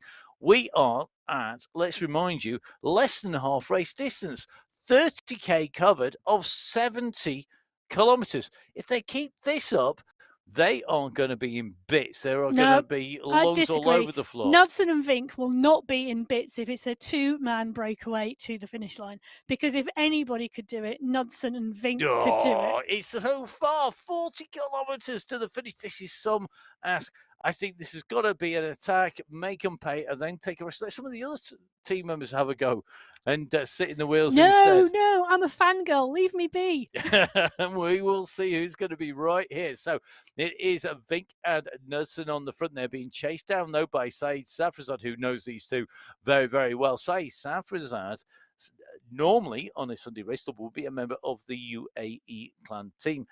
This time around, Saeed Safrazad is riding for the Sticky Bone Club with Nicholas Van Haren, Ross Fawcett, Jakob Björklund, and Bruce Bird. And I'll tell you something, Saeed Safrazad is a great climber. We've seen him in action so many times. I'm really looking forward when we go on to things like the Epic Mountain Stage to see if he can repeat that on those big, long climbs. Climbs like the Jebel Yais, which is over 15 kilometers long. We've got one stage with the Jebel Yais and the Jebel Hafit in it. That Epic Mountain Stage, well, I think it's going to live up to its name. Can't wait. I know the mountain is always good, but I do think this course really does show the aggressive racing. Now, we just got a little pause in the action, and clearly they decided that they're not going to keep that pace up for the entire way, but I'm sure Emma's right. It won't be long before somebody decides to have another dig. And there we go. Another push on the front once again. They are not letting this rest. They are continuing to push. We're at 31.5k. Our next sprint comes at 32.1. I'm not sure anybody's going to have anything left in their legs to sprint because they've been chasing down the moves that are being made. Mr. X100, Michael Vink, up at the front once again for the UAE clan team, joined now by Johan Noren. So Noren making his way up into contention as well. Very, very tough ride today. And they are just about able to see the gantry. So they've got the gap. The sprint is going to come. They're on the left-hand side of your screen. You can just see Bruce Bird at the moment. He's been trying to make his way back up to the group. I think he's going to be struggling to get right in touch. Well, absolutely. As X100, Knudsen, Graves with Jassin, Van den Eckhout push on the front here.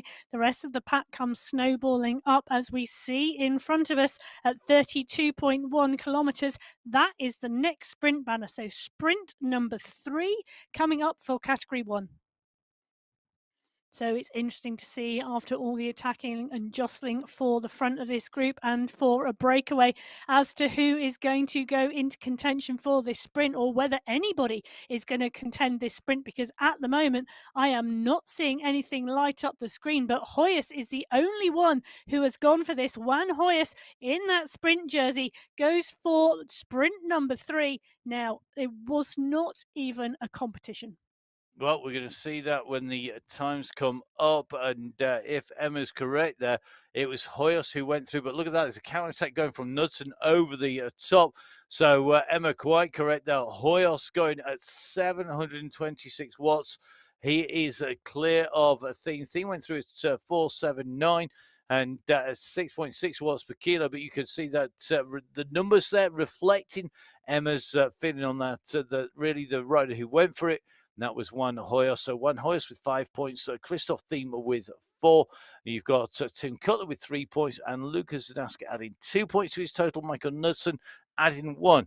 Now, we saw a big attack go over the top there. I saw 10 watts per kilo coming out as we went from the sprint into our screens at the moment. When we come back to the action, Emma, do you think that attack will have been continued? Well, come on, get off the fence. I was going to say, there is a good question.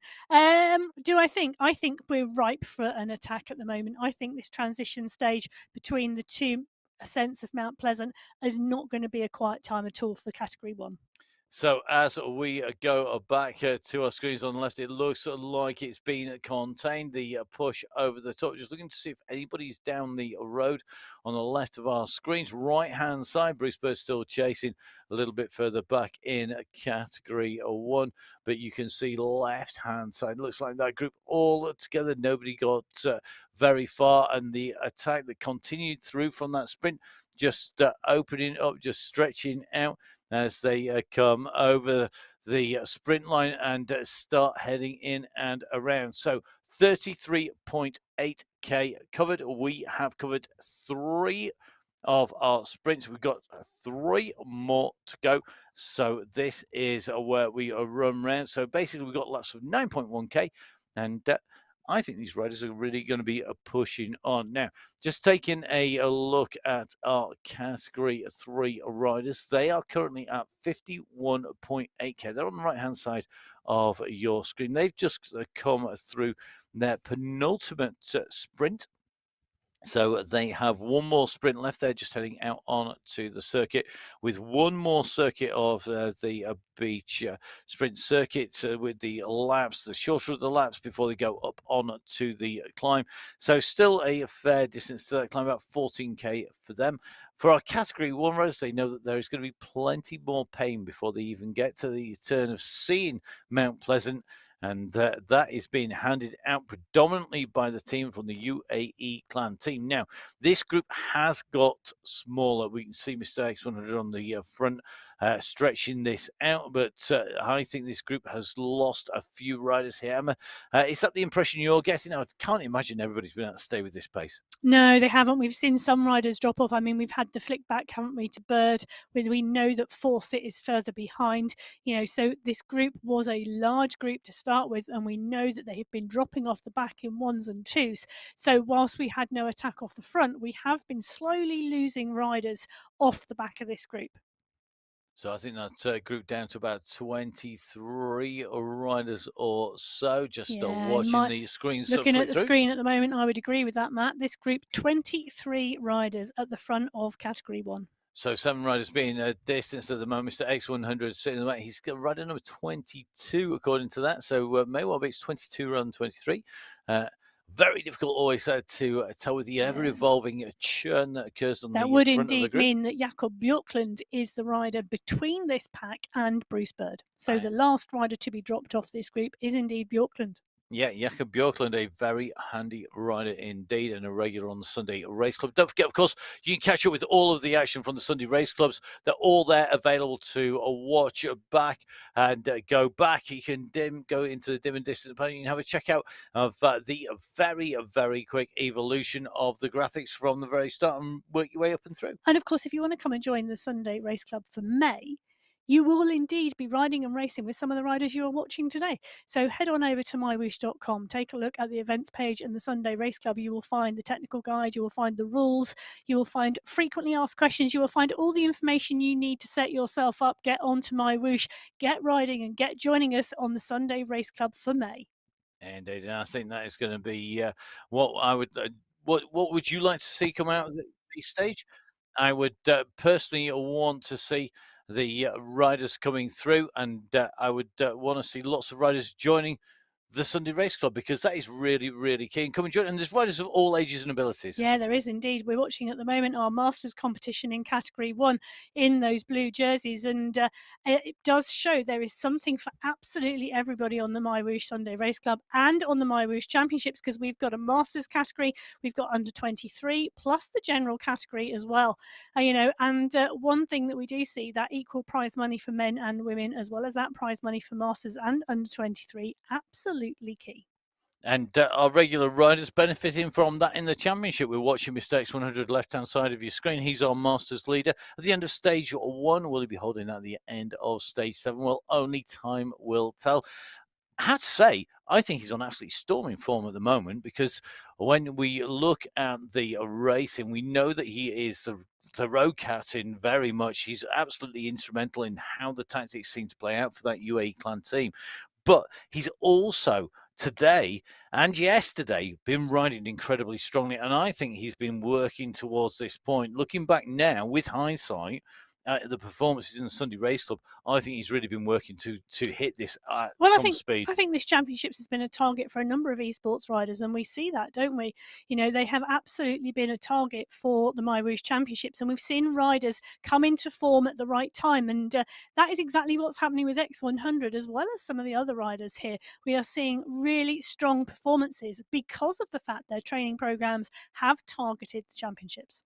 An interesting tactic there. Just saw Miss X100 just drop off the back of the group, just coming in to this climb, but now charging at them at speed, and he's going to come straight through now. Look at that. He laid it off. He comes through the group and then easy, so he jumps into that pack. And going to be interesting to see how he does as we go on. If that is a one-off, that could be for a number of reasons, Emma. Well, to start with, Matt, that's not an easy tactic to use. And that technique that X100 has just shown there, that ability to manage the power output on an esports platform so that you don't snowball over the front, takes practice and takes skill. And for those viewers watching this who haven't tried it, get on there and see how you need to manage it. It really is about delicately managing your power output. And when we talk about snowballing over the front of the group, that is to come through. So you put the power down to get back to the group. If you kept that power on as you come through, the added draft allows you to go straight through. Yes, Emma? Yeah? Yes. Got to get it right. I don't want to get it wrong. So it's about making sure you don't go through. And that is a skill. And as Emma says, it takes some learning. You do see people almost kangarooing the way through, Yeah, so jumping backwards and then forwards. they come off the power completely and it goes to 0.7 watts per kilo. But Michael Knudsen at the moment, definitely not at 0.7 watts per kilo. Currently kicking at around 6.5. X100 comes up, comes through, teammates come alongside, comparing and keeping it going. So Knudsen pushes on, X100 in two. Hoyes is the one at the front of the group with Vujasin and Van den Eckhart. They are not doing a lot at the moment, but this push from Knudsen, well, I'm not sure this is an intentional push. I just think this is playing with the group. Well, yeah, and it's a concerted, it's a planned play here, because it's planned play. It's not random. It's not just spontaneous. I think there are very deliberate tactics being employed here by the UAE clan team, and you've got to remember, one thing that people might not be aware of is that these riders are going to be talking to each other. Now, look at this. Michael Vink this time. Again, riding for the UAE clan team. Dummy one from Knudsen. Vink over the top. Knudsen goes, then it's Vink. Vink goes on. And these riders are talking to each other as a team. They will all be conversing with each other. And this is being taken very seriously. Look at the increase in pace of the group. They've actually distanced one or two riders who are having to fight to get back on again here, because Michael Vink's attack has been answered by Cutler, by Hoyes, by Panizza, by Safrazad. They're all pushing up towards the front. And the UAE clan team are doing that classic. They're sending someone up the road. Teams are having to answer it. Then they're sending somebody else up the road. Did you notice there, Matt? They'd also sent Knudsen to the front of that pack and he sat back up on them in an attempt to slow them down. But it hasn't worked because Vink is out. But the rest are chasing Safrazad, Popovic, Noren, Martins, Van den Eckhart. They are all going up the road after Vink, and Safrazad is the one pulling it through. It is Safrazad who's closing down just us. Seeing the riders come around this left-hand turn here. Pablo Popovic is the rider we are running with at the moment. But up the road is Michael Vink. So Vink has gone. He's gone hard. He is approaching, guess what, 40k. So he's over half race distance. But this means he's still got 30 kilometers to go. A 30k response? Well, we said yesterday that his tactics were very much of the style of Tadej Pogacar. Do you think Michael Vink and Tadej Pogacar have been sharing a room out on tour and out of the classics? Yeah, they've been training. Pogacar's been learning from Vink, and Vink's been learning from Pogacar. I'm loving your. Can anybody? Everybody has something to share with somebody else. Yeah, roommate sharing, that's probably not a topic for the commentary as we make our way around the race circuit. So you can see Michael Knudsen, the rider we're with, on the left-hand side of your screen.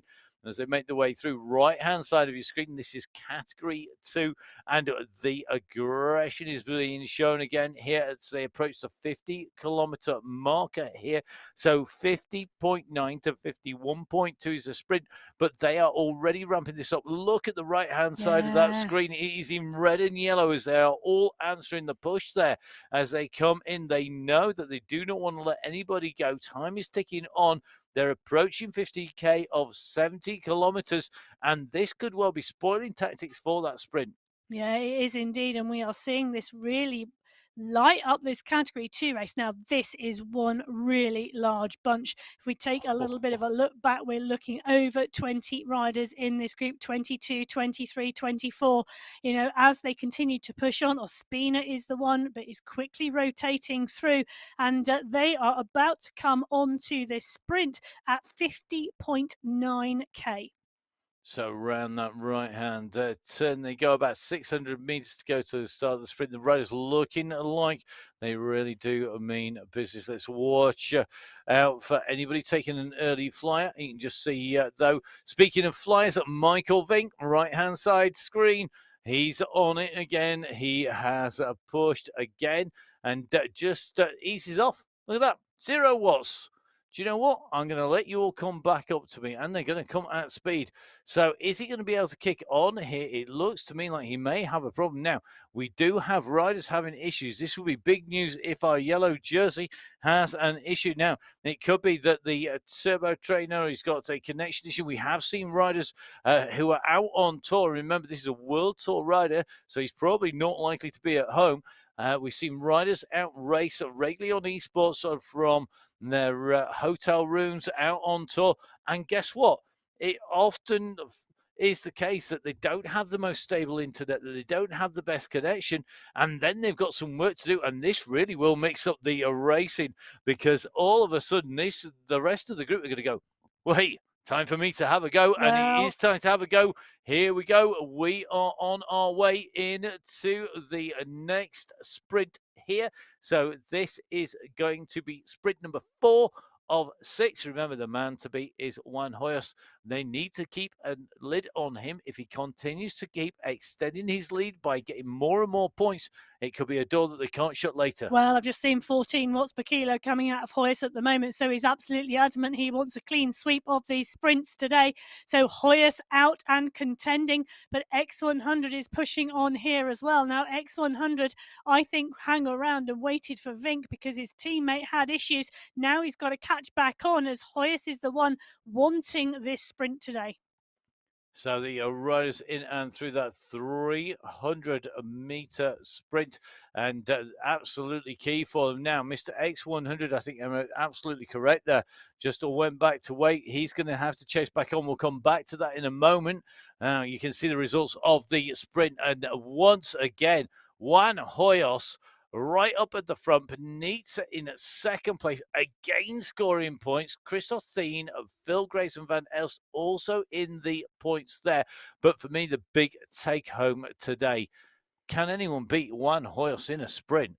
Because he's proved he can do that on a steady stage. You could take sprint points before the mountains. He's now taking sprint points after the mountain. Well, I'm wondering whether Ross Fawcett further back is doing what he did yesterday and coming through at a slower pace out of the group, but still contesting the sprints. And Fawcett, not in the bunch yesterday, took himself into second place in a number of the sprints, picking up points, taking him into second place overall behind Hoyos on the stage in the sprint competition.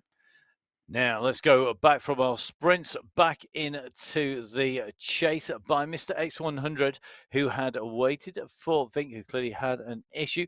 He is now on the chase behind the leading bunch, trying to make the way up to the front. Is Mr. X100. Now, this is a position we have seen Mr. X100 in regularly. Absolutely superb team. It's the sort of man you want beside you if you are the road leader on the road, if you're a yellow jersey, because you know he's going to be looking after you, he's going to have your back, but sometimes leaves him in the position he has got to chase on, but he's absolute consummate rider at this. Oh, they absolutely ride as a team as well, Matt, which I think is absolutely core to the UAE clan and to the individual rider's success because they support each other, they lead out each other, they protect each other, and and riders win because of it and are successful because of it. And X100 is a successful part of that team, and he shows that time and time again. Keeping an eye on his teammate, dropping back to ensure can he help, can he tow back on, can he help Michael Vink, to come back into the group, but now chasing himself back into the group, and it may take him a while, but I think he'll make it.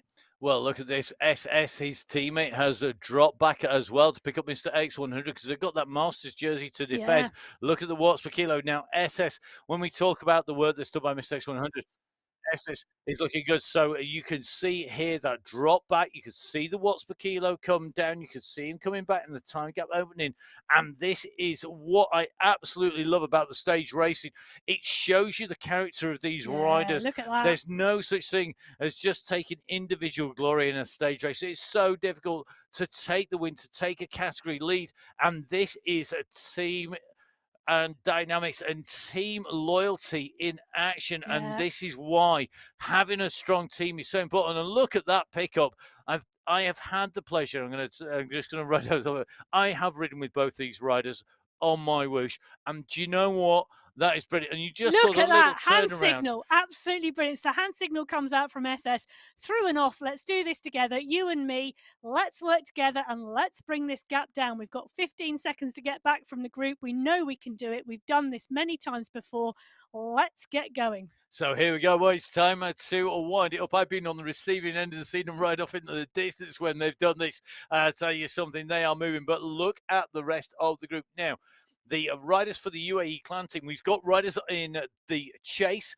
The other teammates play their part in this, don't they, Emma? Because the riders in there are going to be sitting in this group. They're not going to be doing a turn on the front. They're not going to be putting the speed up. They're just going to be trying to disrupt things and hang on. And they are now going to be trying to get a free ride in there. However, all the rest of the teams now will be going, hang on a minute. We've got half the UAE clan team, over half the UAE clan team out the back. We're going to need to push on. And now this is a battle of wills. It's about character. It's about strength. It's about power. And it's about working as a team together. SS doing an amazing job. I mean, dropping back and now working with Mr. X100. And are we going to see them come back in? You can see that Masters jersey here. He's sat on in there, isn't he, Emma? And he is working hard. These riders, we know that Mr. X100's heart rate is low comparative to a lot of riders, but he's up 150 at the moment. For him, that's high. Yeah, he's working high. He heads to 160 and you're looking at the rider going pop. And that is really interesting because we talk about heart rates quite often, and heart rates are so personal. Some riders don't blow till they reach over 200. Others will blow at around 160. I know for me, if I hit 183, I am in trouble and I've got about 20 seconds left. And that is why it's so great watching this esports here on MyWhoosh, because you've got so much data. We've got the riders' heart rate, we've got the pace, and you can see Saeed Safrazad here really winding it up here. The riders have sensed that this is their chance to do some damage. They can see on their screens. They'll know what's there. They'll see the pictures on the live footage. They'll know the distances that they are at. And on this sat-nav view, you can see they've got them in sight. And look at this. They are on the way. Really interesting. Pim Van Diemen here, I think, is struggling to stay with the pace of that leading group. He's just been distanced off. And look at the speed of SS and Mr. X100. They know that when they come onto this climb, as they go into town, they are going to be the closest they're going to be to the back in terms of distance. So here we go. The speed has dropped of the leading pack and the chase is on behind, but the riders on the front do not want to let them back on. No, they don't, but it's really interesting now. We're just seeing this climb coming in and these riders are working so hard. This is like the finish. The finish line for SS and X100 is the back of that group, because they know they do not make the back of that group. There is no point worrying about the finish line. So for them, their finish line today, their checkered flag, is the back of this leading group. And they are, remember, of course, defending the team lead. They had the lead coming in. 23 seconds was the margin that they had. They need to get their riders back in. If they're going to have 3 riders in at the finish, they need to get both these riders in, and they need to be in contention. They know that they've had problems for Vink, who's out the back of this group now, has dropped right the way back through. This means they've got to respond. They've got to get up there. They've got to keep on pushing. That time gap is coming down. They keep getting closer. They've got them in their sights, and that is a key moment. But look at Saeed Safrazad. I tell you something, he really is winding this up. He took a big turn on the front there to get that speed really high there, pushing on at the front. But look at Mr. X100. He's going to make the contact. You can see the back of the group. 3 seconds now. Come on, guys. This is it. Big push. Yeah, well, whilst they continue to push big and push large, and SS continues to work with X100 to get back to the group, they are banking on the group sitting up a little bit and pushing on, sitting up, pushing on and sitting up, because X100 and SS have held a really constant pace. Now on the front of the group, we're seeing a push again. They're pushing at around 6 watts per kilo, and Graves is up there with Safrazad pushing on at the moment. Now we've just seen the group come back on. This is Mistakes 100. Now, one of the things he's got to do, we talked about not snowballing over the front. He needs to not do that, but he also needs not to drop too low, because one of the really hard things is when you've done a massive chase, you back off because you're in with the group and you back off too much. My policy always is get right up to the front and give yourself a little bit of sliding room in that group before you ease off. Never ease off at the back of the group. Ease off when you're up near the front, because then you can use the draft if you drop back too much and drop off the pace too much. And also psychologically, getting back onto the group but not quite getting back onto the group is much harder psychologically than getting into the group, into the middle of the group and staying there. You know, they are two very, we talked about technically balancing your power on the esports platform, on the MyWhoosh platform, and that is absolutely key, because it is also part and parcel of your motivation and your head, which is as important as your legs. So just seeing Martin Martins there, I think just finding himself in trouble. So Martin Martins just dropping off that group for about 8 seconds there as he came around that right-hand bend. We are seeing riders coming out of this group. And remember, just like you would find on the road, having a reliable kit, absolutely key. We do see riders having punctures. We see riders snapping chains. We see riders breaking handlebars.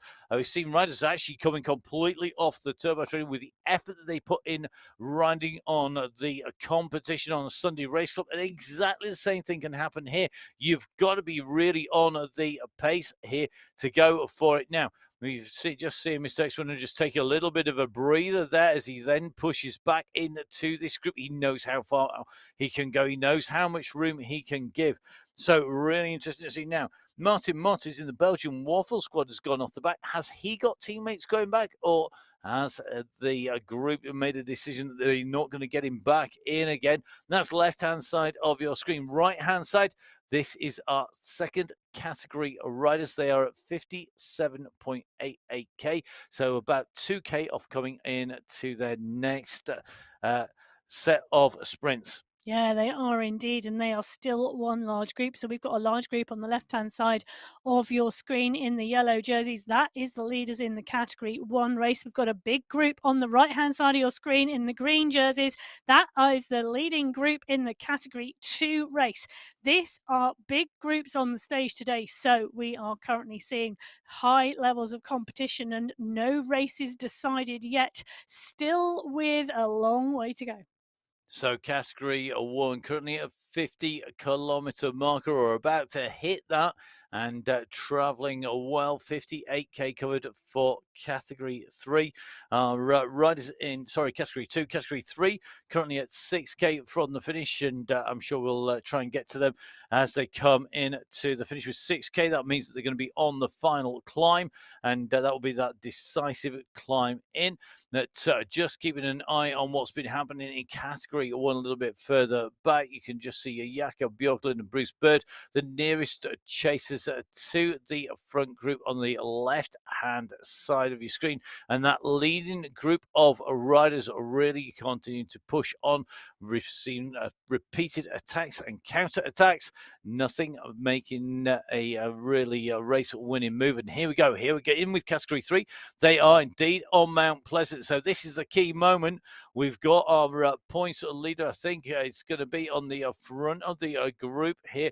And you just keep an eye. In fact, it's under 23 leader leading them up this climb at the moment. Hadina going to be leading them up the initial slopes. Remember, this is part one of a two-part climb, the two component parts, as Emma said, really key in here. The second is the bigger and the longer, but it comes on the back of a dip, and that can be really key. But this is where the battle for the overall is going to be contested. You can see at the moment that the yellow jersey is yo-yoing about, just tucked in at the back of the group there.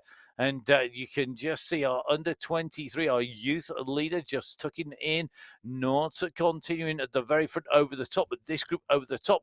And this run down into part two will be critical. Will we see Daniel Gomez of Valencia hold that yellow jersey in and through over the top of the climb?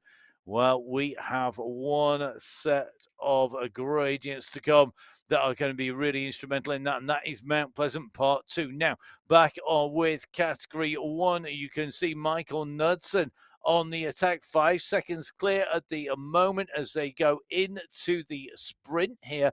Interesting point to put an attack in, because if this sprint unfolds, which we expect it to do so from people like Juan Hoyos, he could pull the whole group back up to Knudsen.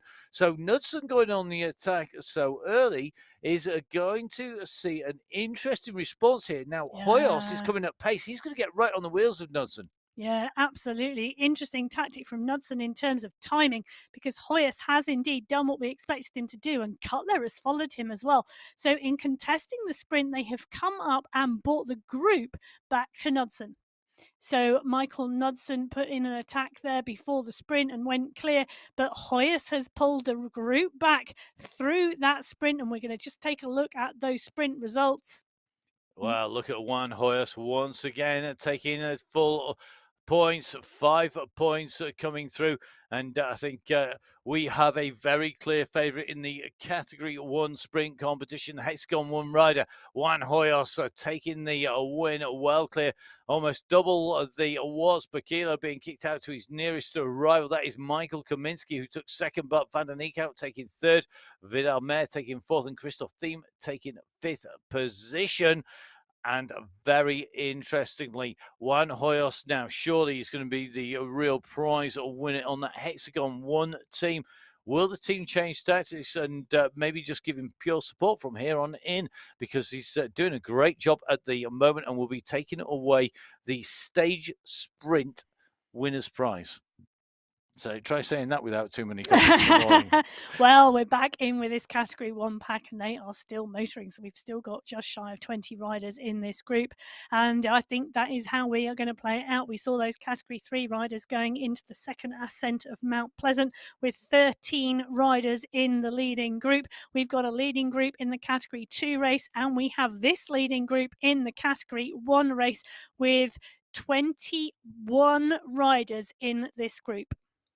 So 21 riders in the leading group with about 18 or 17.5K to go, and they are clear of the chasers behind. Jakob Björklund riding in with Bruce Bird. Bruce Bird, the nearest Masters rider, I think, to Mr. X100, who is in that leading group at the minute. And going to be a really interesting battle there, but it looks pretty much clear at the front, and that time gap will continue to open out.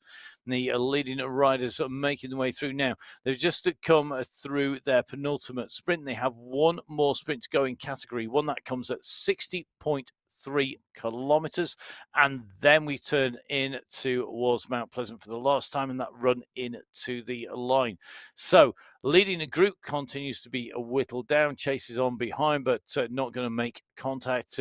I think the distance between the two are way too much, about 3.5K at the moment. And I don't think there's going to be any problems for the riders in front now as the leaders go on in that group. Emma, we are just talking a little bit before you came on air, and let's say we'd try and mention if we got a little bit of a gap in terms of recovery at the end of stage one going into stage two. It's the first time these riders have had to go from day to day on a MyWhoosh event, and I'm sure plenty of them have done it on different events. What would be your recovery? Would there be anything really, really key for the riders?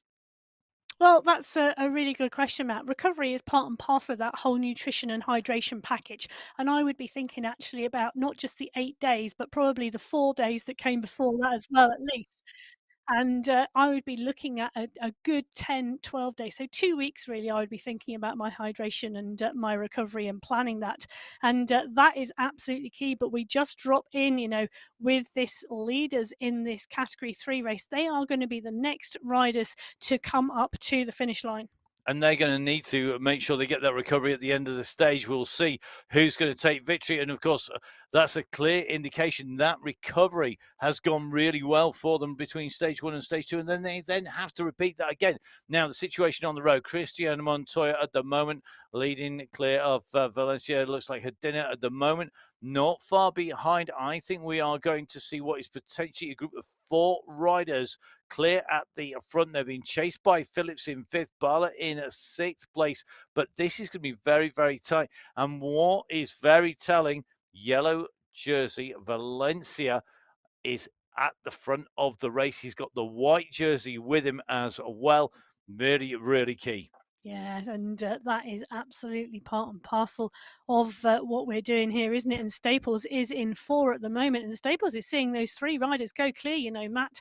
And I think he's starting to panic and he's starting to push on now because there's 1 second gap. So Hardina, Montoya, Gomez, Valencia, these 3 riders with a bit of a gap back to Staples, but Staples ensuring he pushes on because Staples wants to get back onto those wheels, and now it is a fight for that to happen.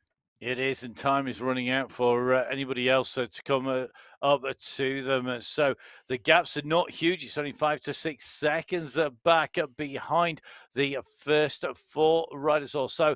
And now it looks like Stepan Hadina moving on. Hadina currently trying to stretch this group to keep them in front. This is going to be key for the overall as well as for the stage win. It may only be 5-6 seconds back, but this is helping both our white jersey leader and our yellow jersey leader for the under-23 and the general classification overall. They've got to continue to push on here. I think Valencia is also leading the King of the Mountains.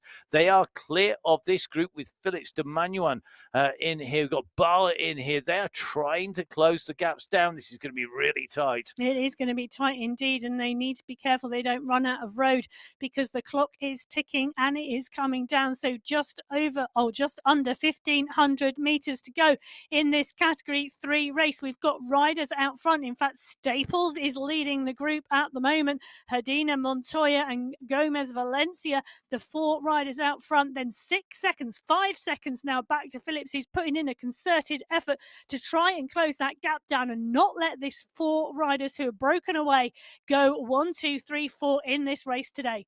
Well, at the moment, that gap is low, isn't it, Emma? 6 seconds. This is going to be tough. We're very close, coming into 1,000 meters to go. The 1K to go marker is passed. We're at 69 of the 70 kilometers. We've ascended both runs up the mountain of Mount Pleasant here on the Wollongong climb. We've gone through all of our sprints, our 6 sprints completed. This is the final run for the line. We're going to have another kicker to come, and that is on the turnaround. You can see the bridge going over the top of the riders. That is the ascent, and that is a height gain. And look at that group behind Emma. Yeah, and this is a steep kicker, Matt. This is a steep kicker where we've seen attacks go in Wollongong. But right now, the attack it's going to contend is the finish kick here as Staples leads the group into that. But we start to see some real kicks coming as they turn that corner, and that's where it kicks to around 5%. Now, the riders here are using that Montoya's kick in. Montoya is sprinting. Montoya kicked 10 watts per kilo there. Absolutely. All four of these want the win today. They do, and they've used the power there to go over the top. But Phillips was no slouch, and he's got the gap down to what is 4 seconds at the moment as they go over the top. The riders in front start to pick up speed and pick up pace. So Phillips clear of Barlow and Demanuan. However, this is about the run for the line. Remember, the winner of the stage today getting the stage prize win. That money is going to be heading to somebody. Is it going to be heading for the leaders of the jersey? Here is the run for the line. Who's going to get it? It's going to be Ty on the line. Big kick. What a bit of timing there by Montoya. Did he get it? They all wanted to take the win, but Montoya's wind up there. What a run. The rest of the riders coming through with Phillips and Barlow coming through just ahead of Demanuan. We are going to need to have a replay, I think, of that one to see just how close that was. Now, if that was very, very close, it will actually go back to the time on the servers. Now, the overall is Christian Montoya. Great win by Christian. Look at the time gap between them. It is a 1-7 for Montoya. It's a 2-1. That's into tens of seconds. What a ride. What a race. Fantastic racing in Category 3. So close. And we've got Category 2 and Category 1 out on the road. Let's get back in with Category 1. Wow. They've got something to live up to today, and they've already been doing it. We see some incredible action. Oh, I know, and the action is coming thick and fast, isn't it? Because our Category 1 field now are coming up for 57.5 kilometres of this race. The next thing they're going to see on the course in front of them at 60.3 kilometres is the final sprint. It is the 6th sprint of the day. Now, we have had Hoyas show us what sprinting is time and time again. I'm making an assumption he's going to go for the final sprint as well to try and round today out. But can anybody knock him off and take #1 spot on our final sprint? So as we go in with the pack, we've got all of our current leading jersey wearer riders in this lead group of Category 1 racers. And you can see here we are in with Mr. X100, having done an epic chase back on after waiting to help out a teammate. His teammate SS dropped back in to pull him back to the group. They made the juncture back to this leading group. So currently leading that Masters competition, Juan Hoyas with the sprint competition, and Safrazad with the polka dot jersey at the moment. So it is everything to play for in these last kilometres with the rest of this stage in front of them. Okay, so we're in with our leaders, really looking to see just how fast they keep on pushing. Going to be really, really interesting. Now, let's see what is going to happen. This is really, really interesting moves here. You can just see the riders here in Category 2. They are on the critical point of the climb. And as they come up, Parisi's lead is 20 seconds at the moment. Remember, the run to the finishing line is only 4.1k, predominantly downhill with the one kick around the flyover and up over the road. They go down. This is going to be really key. He's got the gap here. It is currently 24 seconds going over the top. Then you can see behind the chase really is coming. And this is going to be a group of riders, including our yellow jersey. This will be very, very tough. And I think Parisi has his work cut out, Emma. Well, Parisi is going to have to time trial his way into the finish here. It's 4.1 kilometres. Anybody can ride 4.1 kilometres, but I'm not sure that you can stay out front whilst after on stage 2 of this race. But I am absolutely willing Parisi to do that. With 25 seconds, it may well be possible. Now, that was the second attempt at the Wollongong climb. So points for the King of the Mountains competition go to Parisi, setting the fastest time up the climb that time round. And that is part and parcel of this attack here as we see the rest of the points allocated across the field. So what a ride there by Parisi on that climb, opening the gap up. Mendakowicz really pushing hard to stay with him. And I think this is very telling. A climb like this at the end, you can see that those riders' heart rates are really high on the end. They really have pushed up there. And I think that's partly because it's the last climb, so much racing.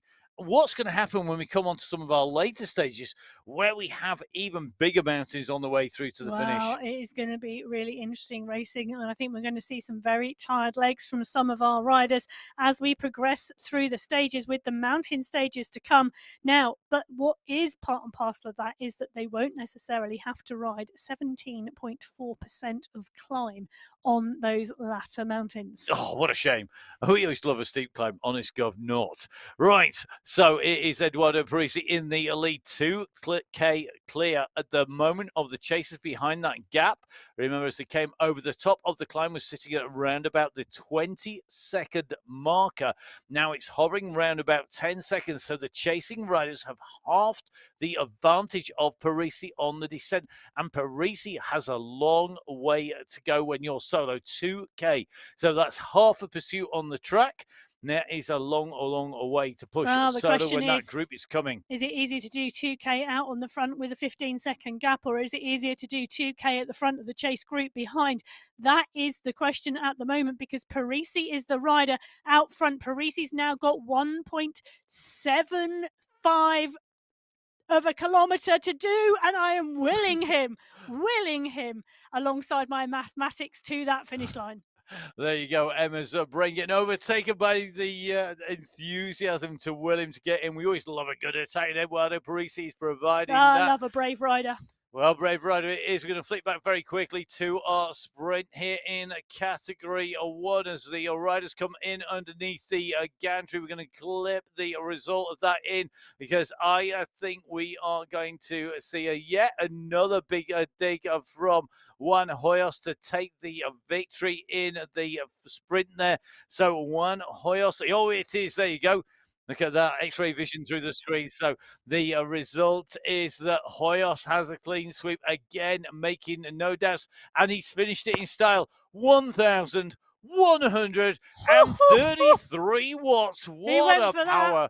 He really did want to show them that if they're going to take that sprint jersey off him before they get to the end of the championship, they're going to be prepared to put some serious power down. Mayor Kaminsky, SS, and Martins in the 2, 3, 4, and 5. Right, that is the sprint wrapped up, and One Horse going to take a clear lead away from stage number 2 into 3. Who is going to be taking a lead through? Parisi has a gap, but it's minimal at the moment. He's going to go up on to the bridge. The rest of the riders, well, they are on the way in towards the flyover. Time is running out. He's at 600 meters to go, and the gap that had gone down to 10 seconds has gone back out again.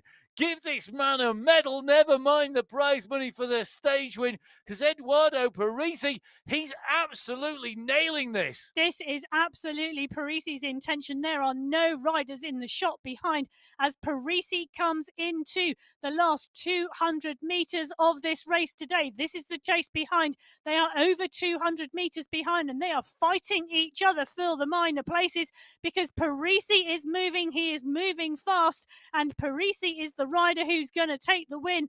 Kirchner is the rider in 2, pushing on, but Parisi sees the banner. Parisi is your winner in stage 2 in category 2 of the men's race. And coming up behind, lining up for that gantry is Kirchner, but look at Mendakowicz going through. He goes through, and look at that. I think he got second place. Ruiz comes through as well. Howard, Duque, Maglio. And for me, one of the key things here is about who has got the time gaps behind. Now, Parisi looks like he's taken the white jersey there of under 23.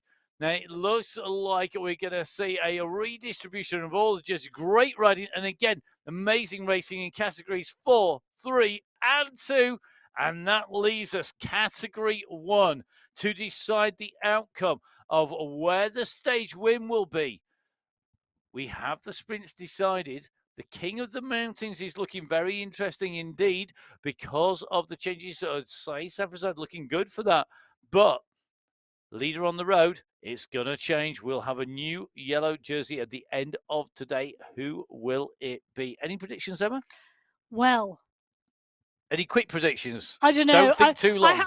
I instantly want to say I think Knudsen could do this today. It's Knudsen's type of course, but do not discount Safrazad because we've seen a Safrazad 1, 2, 2, 1, backwards and forwards regularly on the Sunday Race Club. Vink isn't in here now, but we've also seen Zanaska and Nair and Martins and Van den Eckhout and other riders really coming to form. So I'm putting my colours to the mast, and I'm going to say Michael Knudsen, but no buts. Can I not do a but? No buts. No buts okay. allowed. I want to caveat if that. If you were because racing this, you wouldn't be allowed a but, and that is for sure. Now, here we go. The riders come round this sweeping left-hand bend. They know that time is ticking. They are at 63.4K. Less than 500 meters to the start of the climb proper. This is the run in. They'll sweep round the bend and they'll see the road rise in front of them. Mr. X 100 really pushing on at the moment at the front of this group.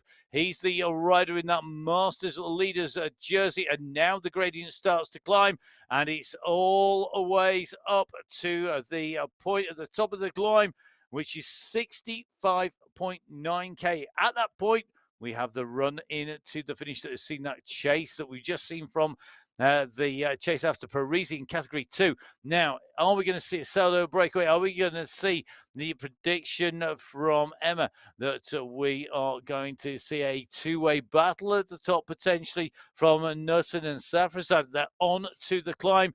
This is where it's going to count, and surely say Safrazad is going to want to take away the points, and in doing so, could well put a lot of riders in jeopardy. Well, we saw that gap form, didn't we, from Parisi from the top of the climb. He took the King of the Mountains on this climb. He took the fastest time and took those points in that King of the Mountain competition, and then made the 4.1 kilometer run in his own to take the win in that race. Now we are in with our category 1 riders, and we are on the foothills. I call them the foothills, but they are steep. They are currently 9.5%, but it is a foothill to the 17.5% that is coming later.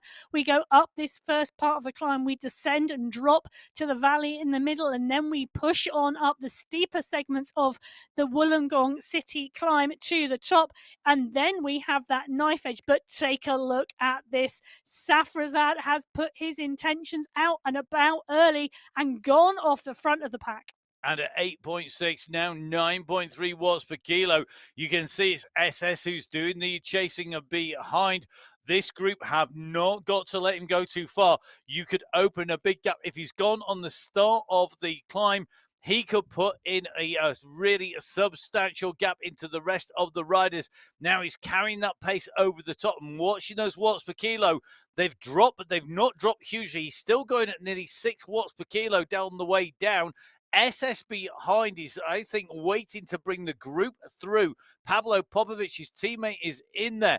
But Sai Safrazad, well, we love an attacking rider. We love the aggression. We love the boldness of it. And Sai Safrazad in that polka dot mountain leader's skin suit is the rider on the front. Yeah, the rider on the front, but SS, Hoyes, Noren, Kaminsky, Knudsen, Van Diemen are all in the group coming up and through, and it's Noren leading that pack out onto Safrazad's wheels. Noren is digging now with Knudsen behind him.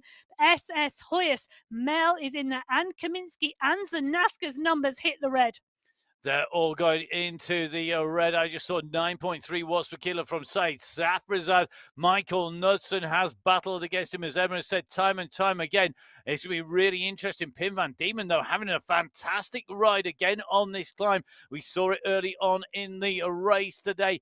Pim Van Diemen is a demon. He's on his way to the top. You can see Sai Safrazad has still got that gap. but the man behind him is the man with the red bandana, the white socks on here. It is Pin Van Diemen. He is on his way. Well, is he going to do an El Diablo? Is he going to be the devil himself, a reincarnation of Marco Pantani? But he's got company. It's the man with the same hairstyle. It's Knudsen who's onto the wheel of Van Diemen. Two chasers now after Safrazad. It's easing. Is it going to play to our two chasers? Well, I don't know about that because Popovic is coming behind, and look at that. Popovic is now on the screen.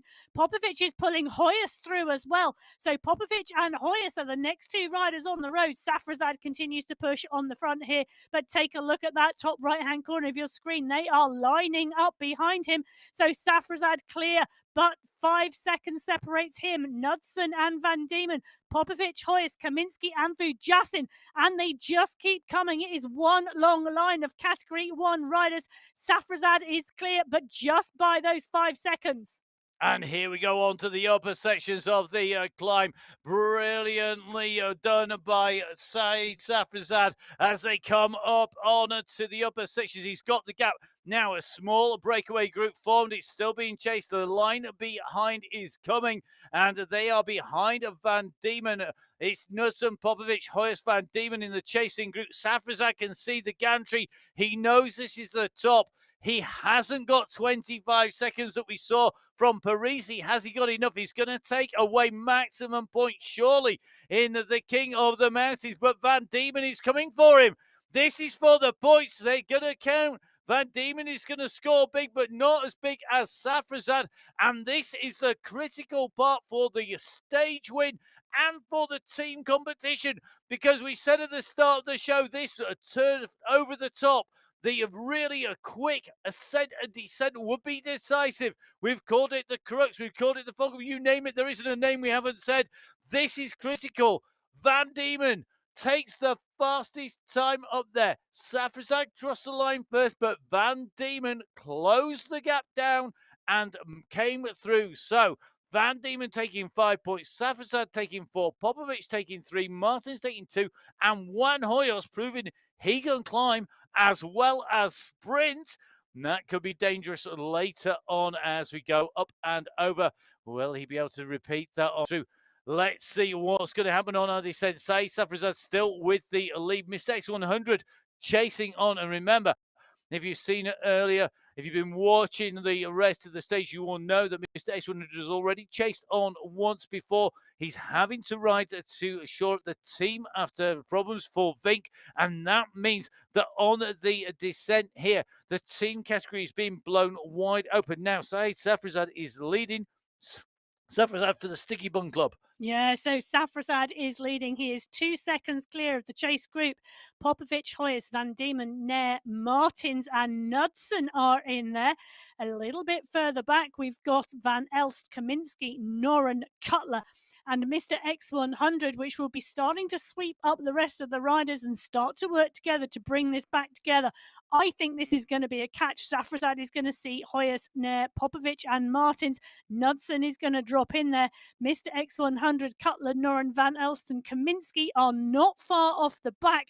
So are we going to see this group come back together again, having lost 1 or 2 riders on that climb? Well, we've going to see. We've not got far to go. The leader on the road now is Pim Van Diemen.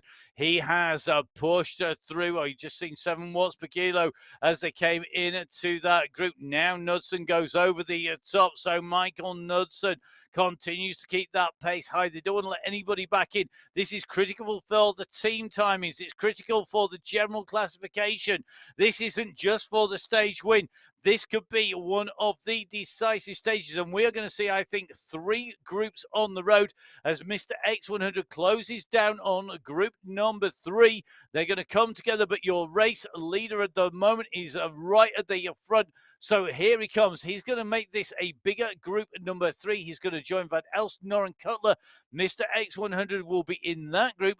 Michael Knudsen at the moment is sat in here in the leading group. Zach Nair, Martin Martins, Pablo Popovic, Saeed Safrazad.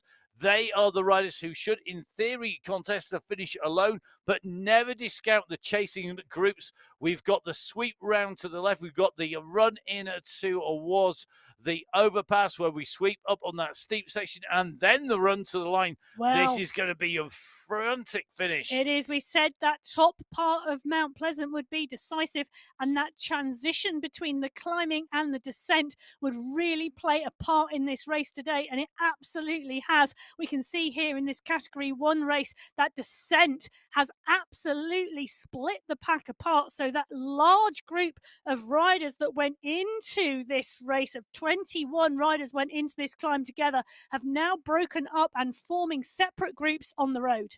So here we go. And we are on the run in towards this spiral turn. This is the steep section. We go over the top, and then it is a downhill run into the line. Vujasin leading them in and through. You just see Van Diemen going over the top here. So it's Pim Van Diemen going over the top. Safrazad moves on his right-hand shoulder. Knudsen comes through with no helmet on there. Very easy to distinguish, but Zach Nair is looking for a stage win here. He's on the front at 11.4 watts per kilo. This is going to be the run for the finish. This is going to be for the stage winning category 1, stage 2 of 7. Safrazad leads them in, but I think he's going to be swept aside because Juan Hoyos, a man who we know who can sprint, is on his way in towards the line, and Safrazad kicks again. Safrazad is not going to be content with bulked up, but you've got Martins, Hoyos, and Knudsen lining it up. It all goes red. This is the run for the line, and look at the massive kick coming down the side. Safrazad holds on. He takes the win from Hoyos, Martins, Knudsen, and Van Diemen. Popovic comes through with Zach Nair. What a race for the line. Now remember, there's a massive chase going on behind as well. Everybody wants to keep the time gaps down, and this will be incredibly tight when we come in to the team standings. Emma, take us through the results. Yeah, so in first place, Saeed Safrazad holds off Juan Hoyos in that sprint by 0.1 of a second. Knudsen takes 3, Martins takes 4, Van Diemen takes 5th, with Lionel Vujasin, Pablo Popovic, Zach Nair, SS, Vidal Mayer, and Luka Zanaska rounding out the top 11. Now, this is going to be really interesting when it comes to the team standings. We've just seen Christoph Thien come in and through, followed by Kaminski, Van Elst, Noren Cutler. With 17th place going to our Masters leader, and he's going to be confirmed to be holding that. That is Mr. X100. A quick reminder, team standings are calculated on the top 3 riders in each team coming through the line. That is going to be really, really critical when it comes to working out who, what, where, and when is leading the standings. Don't forget, of course, all the results. You can see the address down there, www.mywhoosh.com/results, and that will take you to the full results. Remember, at the moment, those results are live. They will transition across into being unofficial when the race finishes and our riders are all in, and then they have to be verified. So the riders are making their way in still across in many of our categories. Congratulations to all of our stage winners. We are going to be having a look back. Don't forget, catch up with all of the action on the YouTube channel in the men's and the women's competition. Jump onto mywhoosh.com to download the app and join the party on the app and riding on MyWhoosh. Emma, great racing today. Where can we catch up with you on social media? Oh, you can find me at Biking Emma, and please do on Instagram get in touch. Let me know how you're going. Let me know how your legs are and how that hydration and recovery is mending you. And let us know, of course, what you're up to, what your pain is up to, what your race tactics are. It's been an absolute pleasure putting words to the action with Emma today. My name's Matt Payne. You can find me on social media. It is at Matt Fixer Pain. And when you're on there, make sure you tag in us on the pictures and make sure, of course, that you include at MyWhoosh, because at MyWhoosh is where we are at. It's the home of the MyWhoosh Championship. Stage 2 complete. We're going to start getting ready for stage 3. I hope you will join Emma and myself and all of the team at MyWhoosh from us here in the commentary box in the studio. Stay safe. We'll see you again soon. Bye-bye. Bye.